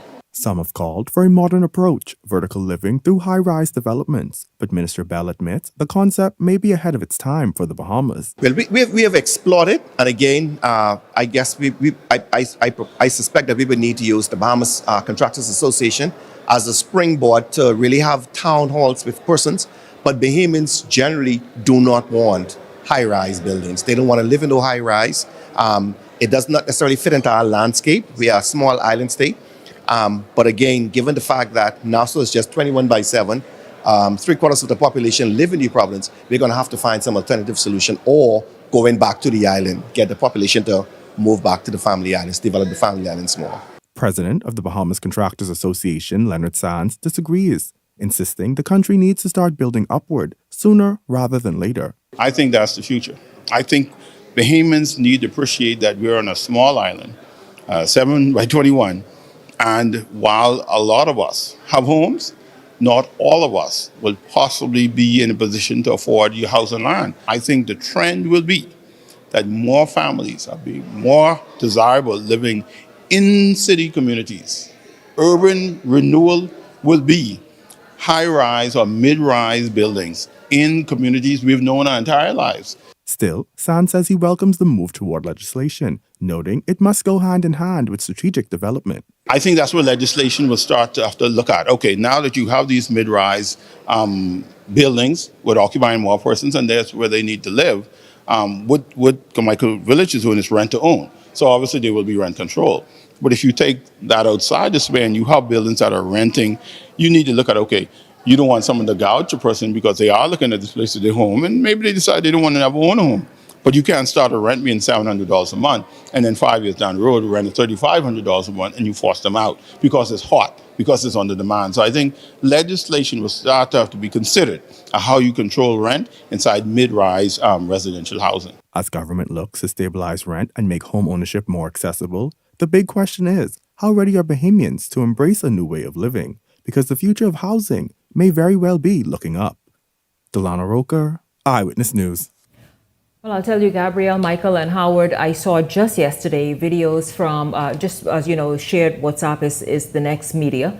And so it was shared videos from the Ministry of Housing and Urban Development of housing subdivisions and no longer, and we talked about in the newsroom just before airtime, really no longer low-cost homes and housing. But I saw these videos and the housing, I'm not sure which area it is, perhaps Western, well, there it is. Some under construction, some already built. I understand there are also some condos that'll be owned for rent. I guess that's it right there. I still don't know which area this is, but I saw these videos floating about on WhatsApp yesterday, and I sent it to Justin like, well, let's talk about this. And then here we are today with this. Meanwhile, you all get this. Listen and listen well. Justin, you could keep that video going. See, look at the style of the houses. These are now the low-cost homes, and they really look like medium income to upper middle class to upper middle class, working class homes for families. But get this, you all. St. Anne's Member of Parliament Adrian White says an F&M administration will build 1,000 to 2,000 homes, not in its term, a year if elected. White says this is the F&M's plan to mend the country's housing issues. Now, we're going to get right into it. We will, of course, discuss what it is that Minister Bell is talking about, as well as the Contractors Association president, and, of course, what the Free National Movement is planning and just announced today. Your thoughts, Gabrielle, you jump in and talk about what an ambition. Well, first of all, what Ministry of Housing has disclosed, and even that video we saw. Well, the rental market is not climbing. It has skipped, jumped, leaped, and all a long time ago now. Post-COVID, when we saw persons had to move out of their apartments, relocate, start to live together, landlords sought to make their investment properties profitable. They ventured into Airbnb and short-term rentals. It boomed during COVID, and even after them, it began to continue to boom. The thing about it is the government cannot regulate. These are their investment properties. So they cannot tell you as the investor that you can only demand $500 a month rent for this place that may have cost you $500,000 with the cost of living. Now, what governments can do in an effort to mitigate is to offer some sort of subsidy, some sort of incentive to landlords that if you fall within this class, maybe we exempt something off of your real property tax. Maybe we put you in this bracket in terms of maintenance products to upkeep. You can bring in X amount of goods duty-free per year. And then we maybe can see, okay, landlords being more willing to sort of come back into the long-term rental market. As it relates to Adrian White's presentation on the 1,000 to 2,000 home, it is definitely an ambitious plan. Considering the cost to construct right now, one block is estimated around $3 per block. And if you're looking at building, 1,500 or 1,000 square foot homes, the cost of those is going to be very hard to make them affordable for persons. So maybe it is that the F&M has some sort of model they haven't shared yet, Shanique, that will allow them to accomplish this 1,000, maybe start on the family islands like you would have mentioned, while we were on break, start on the family islands, encourage persons, start to develop those islands, to encourage people to go back home. But we can no longer depend on everyone living in New Providence, in the capital. Family island development is going to be crucial in solving our housing problems. You know, Shanique, being a realtor, you know, and as one of my professions, a lot of people when buying an investment property don't realize a real estate investment property could be a very expensive adventure. And that's what people don't realize. They don't take a lot of things into consideration, which a lot of landlords are now finding themselves, hey, they're trying to get their return on investment either faster or trying to just break even. Because people don't look at the maintenance, they don't look at the real property tax, they don't look at a lot of other variations that fall into being a landlord and what it takes in order to keep just the upkeep of the property, whether it be the outside, whether it be the lawn, things of that sort, and just the whole conglomerate of what comes of being a landlord. It's not cheap. Mm-hmm. And I think a lot of people sometimes bite off more than they can chew when they realize that, okay, at one point, the rental market is only at this particular rate. I can only get so much. So now a lot of people are taking the Airbnb, you know, so let me go to Airbnb and maybe I can get $200, $300 a night. Yeah. You know, because at the end of the day, they're basically, some of them are not meeting their mortgage based on the rental income that they're getting from the tenants. And by the time it's, you know, they're 4 or 5 years behind on their real property tax, government knocking on the door, and some other things that they have, maybe sometimes the roof leaking, they don't have the money to go ahead and fix the roof, the tenant is complaining all day. So, you know, it's a lot of things that you have to take into consideration when you're thinking about buying a condo, buying a duplex. You know, these are very expensive investments. So it's a lot of things you need to look at, all the little small costs that add up over time. But, you know, furthermore to the housing crisis, you know, there's a lot of land in the Family Islands that has not been touched, is you know, crown land is just sitting there that needs to be developed. There's a lot of, in some islands there's infrastructure, but there's no homes. You know, the government now needs to now say, okay, either we go and we start exploring ways how we get residents back to where they originally from, and then also, you know, people say, okay, we're not ready for the high rise. Trust me, we was ready for high rise 5-10 years ago. If we actually do a pilot project and build one and see how many people will be willing to pay $700 or even buy it for $100,000, $50,000, whatever, if you want to sell it or rent it, you'll be surprised how much people will be lined up at the door saying, I need one of them. Because it takes the headache from you to have to think about lawn and all the rest of it. You're right. But I'll tell you this, when you all talk about, and Howard, you're going to jump in right now in a second, but when you talk about Family Island development, please don't go make the Family Island look like a hood. Keep some of these little low-cost housing subdivisions right here where you all have them in Nassau. You understand? And someone pointed out very nicely, Howard, as I come to you, that listen, bear in mind, Bahamians, in Europe, they pay income tax. In the United States, they pay income tax. I imagine in Canada as well. Hefty taxes. That's why their governments can do so much more. Go ahead, Howard. Yeah, well, Shanique, I did some research around this today when I saw the headline, and it's great. You know, it's great for politics. It's great when elections are pending, you know, or coming up. But I found some research, some statistics that said that to date, it looks like Howard, if you can come right back in, that'll be really, really great. But again, you all, this is something to think through thoroughly. We would like to know for sure more information about what is it that Adrian just kind of dropped there.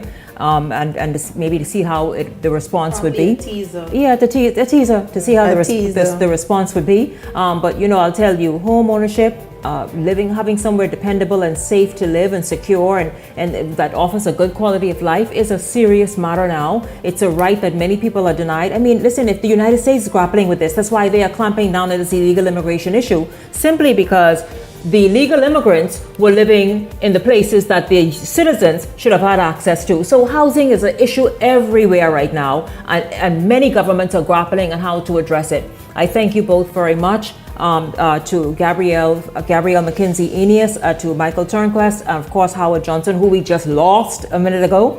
But thank you as well. And of course, don't go anywhere, because when we come back, we're going to shift gears on the show, and we have Ian Thomas joining us. Stay close.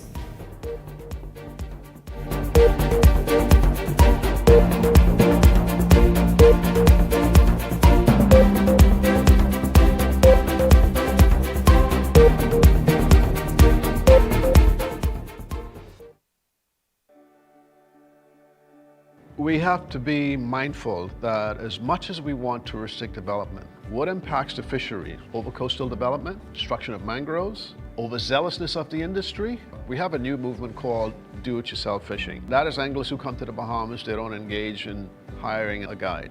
Because of this approach, you are going to have people who are going to exhaust the resources. This is an industry that's preserved. It should be for Bahamian guides only. We have the DIYs coming in here and they're destroying our flats. We try not to overfish certain areas, so we'll fish a certain area and we'll back off for a while because we don't want the fish to feel too much pressure. It's not just using the buzzwords of the environment and the ecology.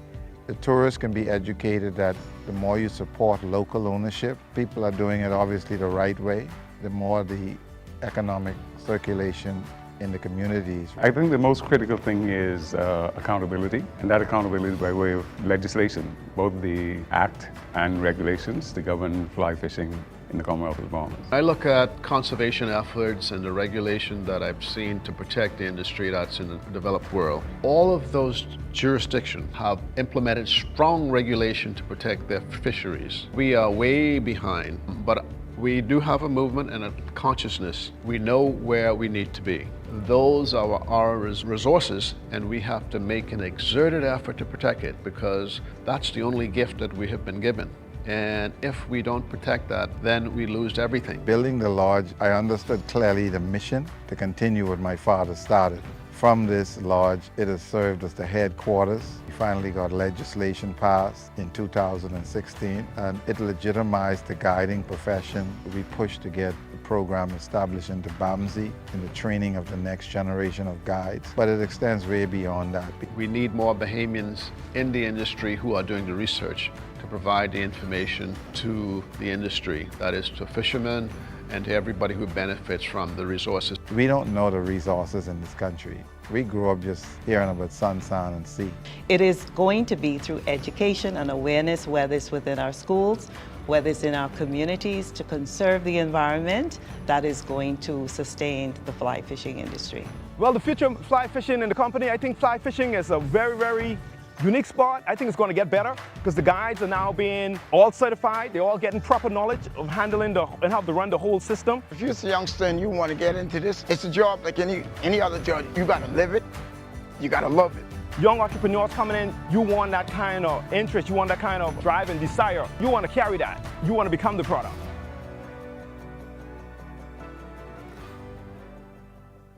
So you want a space. But not just any space. You need something with a little more potential. So how about 1,000 square feet of room to play with?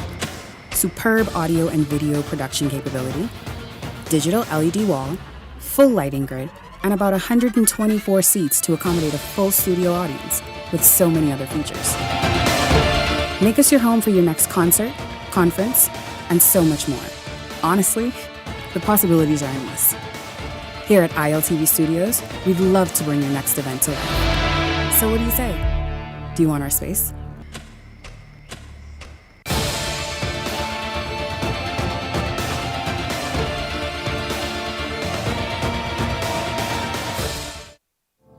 Beyond the Headlines is now introducing powerful TV advertising opportunities made just for you. Choose our television ad package, 20 30-second ads for $2,000. Or 20 60-second ads for $2,500 plus VAT. Prefer flexibility? Go a la carte. Just $150 for a 30-second ad or $200 for a 60-second ad. Step into the spotlight with our interview package. One 15-minute interview for $500 or 4 for $15 per month.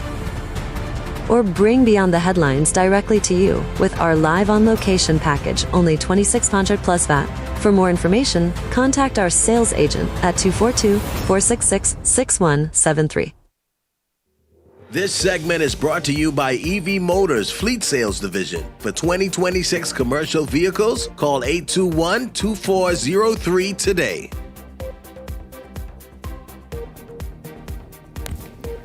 Welcome back to Beyond the Headlines. Of course, this evening we're going to jump right in because I don't like to hear Ian's mouth. How about, well, when he's speaking, that's one thing. But when he talks about Shanique, you cut my time. No, let's go. Let's move forward right now. Ian Thomas is here from Direct Marketers. He is here to obviously talk about, what you say, Ian? What you wondering? No. What are you saying? I was laughing behind the scenes. You had some good things happening. The guests were making me laugh. That was about it. Ian is, listen, Ian, welcome to the show. It's good to have you here. Ian, this is not the time to say, kumbaya. Hey, listen here, Shanique Miller. Hey, first I got to jump straight into this. Where am I here? Yes. Good evening, ladies and gentlemen. My name is Ian Thomas, and I'm here from Direct Marketers. Direct Marketers is a marketing company, of course, where we specialize in radio, TV, print, social media, and e-blast. So if you have a business or a business idea and you want to know how viable it is, please feel free to give me a call at 552-0212. That's 552-0212. Yeah. Dial 552-0212. Yes. That's 552-0212. And they got it on the screen. But you all upgrade, but y'all get on by. We don't play around here Beyond the Headlines. Yeah, man. Hey, listen, last time I shout out to all the junglers, I got to shout out to all my rastas out there. What you saying? Bobo Carlos, my lord. Ravishan, I see you. Blessed. Manners and respect. As I rewind. They watching tonight? The mind. I hope so. Listen, I went to a fundraiser like about 2 weeks ago in support of women with no legs.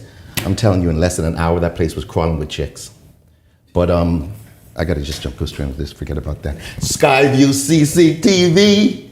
You always talk about, how important it is for people to be, right there. You know how important it is for people to be safe. You want people safe. Of course, yes. Okay, come on. Yes. Skyview CCTV, new company. I love them. Important. Everyone has the right to be safe, like I would say, and safety should not depend on the price. You shouldn't have to choose either which one. You want to call CCTV Installations. That's Skyview CCTV Installations. Their phone number is 356-7730 through 356-7730 through 3, or you can go ahead and WhatsApp them or call them at 557-2288, 557-2288. You want to go down there, you want to give them a call. Right now they're signing up individuals. Let's just say you have a home, a business, an Airbnb apartment, maybe a shopping mall, and you want your premises to be secured properly 24 hours a day. This company can actually do it. And I know everyone shoots like in 4K, but these guys, the cameras are in 8K, so they can see everything. Oh, so wow. just in the They can event, zoom all the way in. Yes, and see anything. distance. So Good, they might be able to get a more clearer picture on the perpetrators if something goes awry. They also want to let you guys know that they stock the most dependable brands on the market as it relates to alarm devices, keypads, and access control systems. Plus, they carry the popular Ring doorbell, Starlink, and Blink systems. So, you guys can get everything down there. This is a wonderful company. What I like about them, they can monitor your home, your boat, your car, your plane, no matter what, 24 hours a day. And even if you are dealing with someone at home, maybe an elderly person who might be suffering or plagued with dementia or Alzheimer's, they can outfit them with this nice piece. It almost resembles like a jewelry, so they can wear it and they don't feel restricted. Now you can know where they are, so no more of those phone calls. We got an elderly guy down here at South Beach Police Station. Anyone see him putting the face on? Yeah, you can know where it is. And also some of those kids who may walk home from school and you want to know where they are at all times. This is great. It's a wonderful company. So like I said, imagine your home, your business, your apartment, your shopping complex fully equipped with the latest CCTV. You want to give them a call. That's Skyview CCTV. You can also check them out on Facebook, 356-6730, 356-7730, 356-7730 through the number 3 all the way down, that 30, 31, 32, 33, you guys get the picture. And also 557-2288, 557-2288. Great company. Catwalk Boutique. You familiar with them? Yes. Right there on Robinson Road. That's my girl, Gia. Long time, man. Listen here. Right now, they're having a sale. Well, for the past week or so. Last week, it was really crowded. This week, they anticipate even more people. So they're having a huge sale. Sale starts at 9 a.m. to 6 p.m. You're going to save 20 to 50% they're getting rid off. of everything, huh? Yes, you're going to save 20 to 50% off on thousands of dollars worth of merchandise, reduced and ready to go. Trust me, you'll definitely find what you're looking for. This word, I was like, Patron. Patronal, that's it. She says, if you need an elegant white dress for a patronal or ACW service, is that the right word, what I said? Patronal? I think so. Okay, good. It sounds like something Anglican. Yes. So if you need something for a patronal or ACW service, that's not a problem. At Catwalk Boutique, you'll find the most eye-catching outfits just waiting on you. Maybe you need a dress for your to dress up your choir or your group. There's no better place than going to Catwalk. They also order uniforms for your members so they can all work together and look very beautiful. So they have sizes from small to 3X. So you ladies who are more voluptuous, you guys can go down there. You little teeny ladies, you guys can go down there as well. So you want to go check them out. They are located where? They're located on Robinson Road East, in the Hellron Plaza on Robinson Road. Like I said, that sale starts on Saturday at 9 a.m. to 6 p.m. Phone number 394-6116, 394-6116. Go down there, check them out. Get something for your mom, your girlfriend, your wife. Everything down there from small sizes to big sizes, and you look real good. Screws and Fasteners World. Screws and Fasteners World. Company was founded by Louis and Patricia Clare, and I'm telling you guys down there who work on the construction site, this is where you need to go. Stop driving around town trying to find those screws, those bolts, or those fasteners that you've been looking for. They've got them all in all sizes. This company's been around for over 20 years. It's Screws and Fasteners World. What I can tell you about them, they specialize in fasteners for all industries: construction, electrical, masonry, engineering, and audio. What else I can tell you? They have they can be consultants on any job that you're working on. You can speak directly with their experts to find the right solution. Affordable pricing. They find the best prices online and they take the savings and pass them on to the consumers. That's a wonderful thing. Where they're located, right there in Balfour Avenue. I say Angliston. My chat GPT put out Angliston. It's Angliston? Sorry. Yeah. Is it Angliston or Angliston? Yeah, I know that. You go there all the time. Anglerston. Yes, Anglerston. Anglerston. Yeah. And they're open from 7 a.m. to 4 p.m. Monday through Friday, but they're closed on Saturdays and Sundays. So don't go there, ladies and gentlemen. You want to go there the rest of those days. The phone number, 326-1976. 326-1976. 326-1976. That's Screws and Fastener World. You can find all the screws and fasteners that you've been looking for in one place. And you guys up there who are carpenters and framing houses, electricians, all that stuff, you know where to go. Check them out. Number one place. What also they wanted to mention is what I'm glad that they took advantage of. They have a food voucher program going on. It's a win-win for you because they help the neighborhood, though the people love it, and they feel good doing their civic duty. So go check it out. Charms. Your guest who was there earlier, he liked Charms, boy. What is Charms? Charms Reloaded, the ultimate adult playground, restaurant, bar, and lounge. Wait a minute, not Michael. No, Michael don't be going to know. What is the adult club? What that is? Let's say it again. Charms Reloaded, the ultimate adult playground, restaurant, bar, and lounge, located on 6th Terrace on Madera Street, right next to Donald's Furniture. They're open up 7 days a week from 12 to 4 a.m. That's the time he like to be driving around. And the kitchen. Wow. The kitchen is open. You know? I'm going to give you the kitchen number. The kitchen, 677-3992. 677-3992. This is for Charms Kitchen, but they get some good food here. 677-3992. I go there for the food. It's wonderful food. Yeah, and I know. I go in there like this. Just give me my food, and I just walk out. And people are like, "Didn't you see that person?" I was like, "No, just came to get the food. This food, man. Yes, mouth watering." Yeah. I had some really good food when I went there. Now, so I want to let you guys know what they have. What they have at Charms? They got breakfast. This is a $6 whole thing. Corned beef, tuna salad, sardine, mackerel, and sausage. All $6 served with rice, and add-ons are like $4 for bacon or egg and $3 for cheese. All this is great food at Charms Reloaded. Also, they got soups and burgers, platters, snacks, dinners, and fettuccine. Breakfast starts at 4:30 a.m. to 11 p.m. Wow. And I know that's the time you'll be up. Wow, you bet right, yes. And Taco Tuesday tacos. Wow. 5:30 to 10:30, $5 Tuesday. Tacos, chicken, wedgie, shrimp, fish, $8. Listen, flavored wings. Getting on those Get Taco 5 type Tuesdays. wings, spicy buffalo, plain, barbecue, honey, garlic, spicy. Loaded fries with cheese and bacon, $3. You get all kind of beer. I ain't calling the beer them name, but they got all kind of beer. What you like? What kind of beer you like? I like it, yeah. Shanique is killing me, boy. Yeah. Sean, please. Listen here, my time is limited. Everything is here. Ladies and gentlemen, The bully pill has been going crazy. If you're a man right now and you might be dealing with ED, you need to get yourself the bully pill. You take one pill. It's all natural. Doesn't matter if you're on hypertensive medicine or diabetic medicine. It all works. You take one pill, you take it, drink some water. What's happening down there? Wang. Hey baby, how you doing? So it's a wonderful thing. It's gonna give you a nice, strong erection. Like I used to be back in the day. Yeah, what happening? So listen, I have a lady, she goes like this, hey Ian, you gonna get up here, Harold? Jesus, Harold wouldn't leave me alone. I walk in the kitchen, Harold, I say, Harold, stop following me. You're too light, woman. Always following, trying to run behind gown tail. I said, ma'am, listen, the pill works and the guys love it. This man is like in about his early 70s. And now that they've taken the pill, they brought a new spark back to the relationship. What you have for her? Like, how does she meet Harold? How does she meet Harold? Well, I have something down there in the bag, but I can still talk about it. It's kind of different. It's not really an enhancement for her, but I have this new vaginal tightener cream. It's wonderful. Ladies, this product will transform you into Miss Grippy. Your partner will be speechless, firm, tightness guaranteed. Only $24.95. You can give me a call at 5520212. That's 5520212. And get this vaginal tightener. You will like it. Some women ask, they say, listen here, doesn't it dry you? No, it has lubricant in it, but it also gets you back and maintain that grip. Maybe over the years you've had some children and you down there is not the same way how it used to be, and you want to go ahead and do something different. It's going to give you that firmness without any disruption.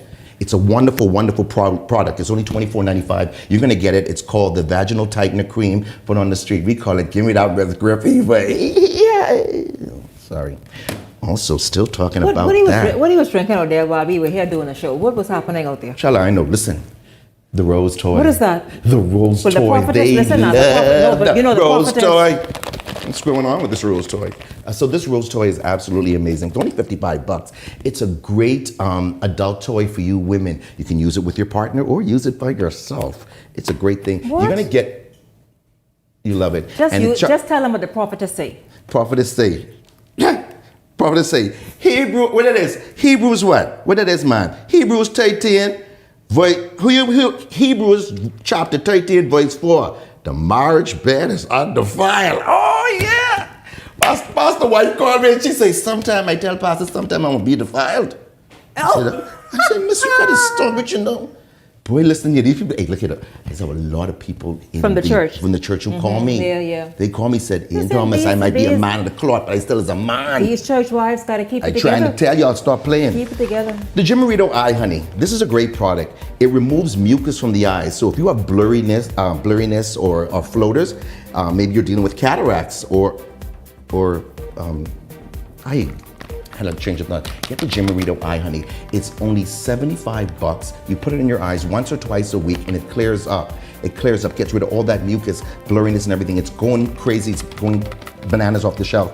I don't have any more. I only have like maybe one more left. The minoxidil. If you want to grow hair, maybe you women have thinning hair, you want to get back them edges, you need to get the minoxidil. It's only $24.95. Men can use it too for that bald spot, or even sometimes you try to go to bed and and it come out patchy. You put it in, you rub it in, and in a matter of weeks, you get a nice full beard. So you want to get that minoxidil. It's only $24.95. You want to give me a call with that number you see on the screen, 552-0212. That's 552-0212. And lastly, before I go, if you're a man out there, if you need to know if a child is your biological child, you want to call DNA Direct at 324-0665. Get a DNA test for as low as $450. No needles or blood involved. It's easy. Find out if someone's your mom, your dad, your brother, your sister. And get that truth that you've been looking for. You want to call DNA Direct, 324-0665.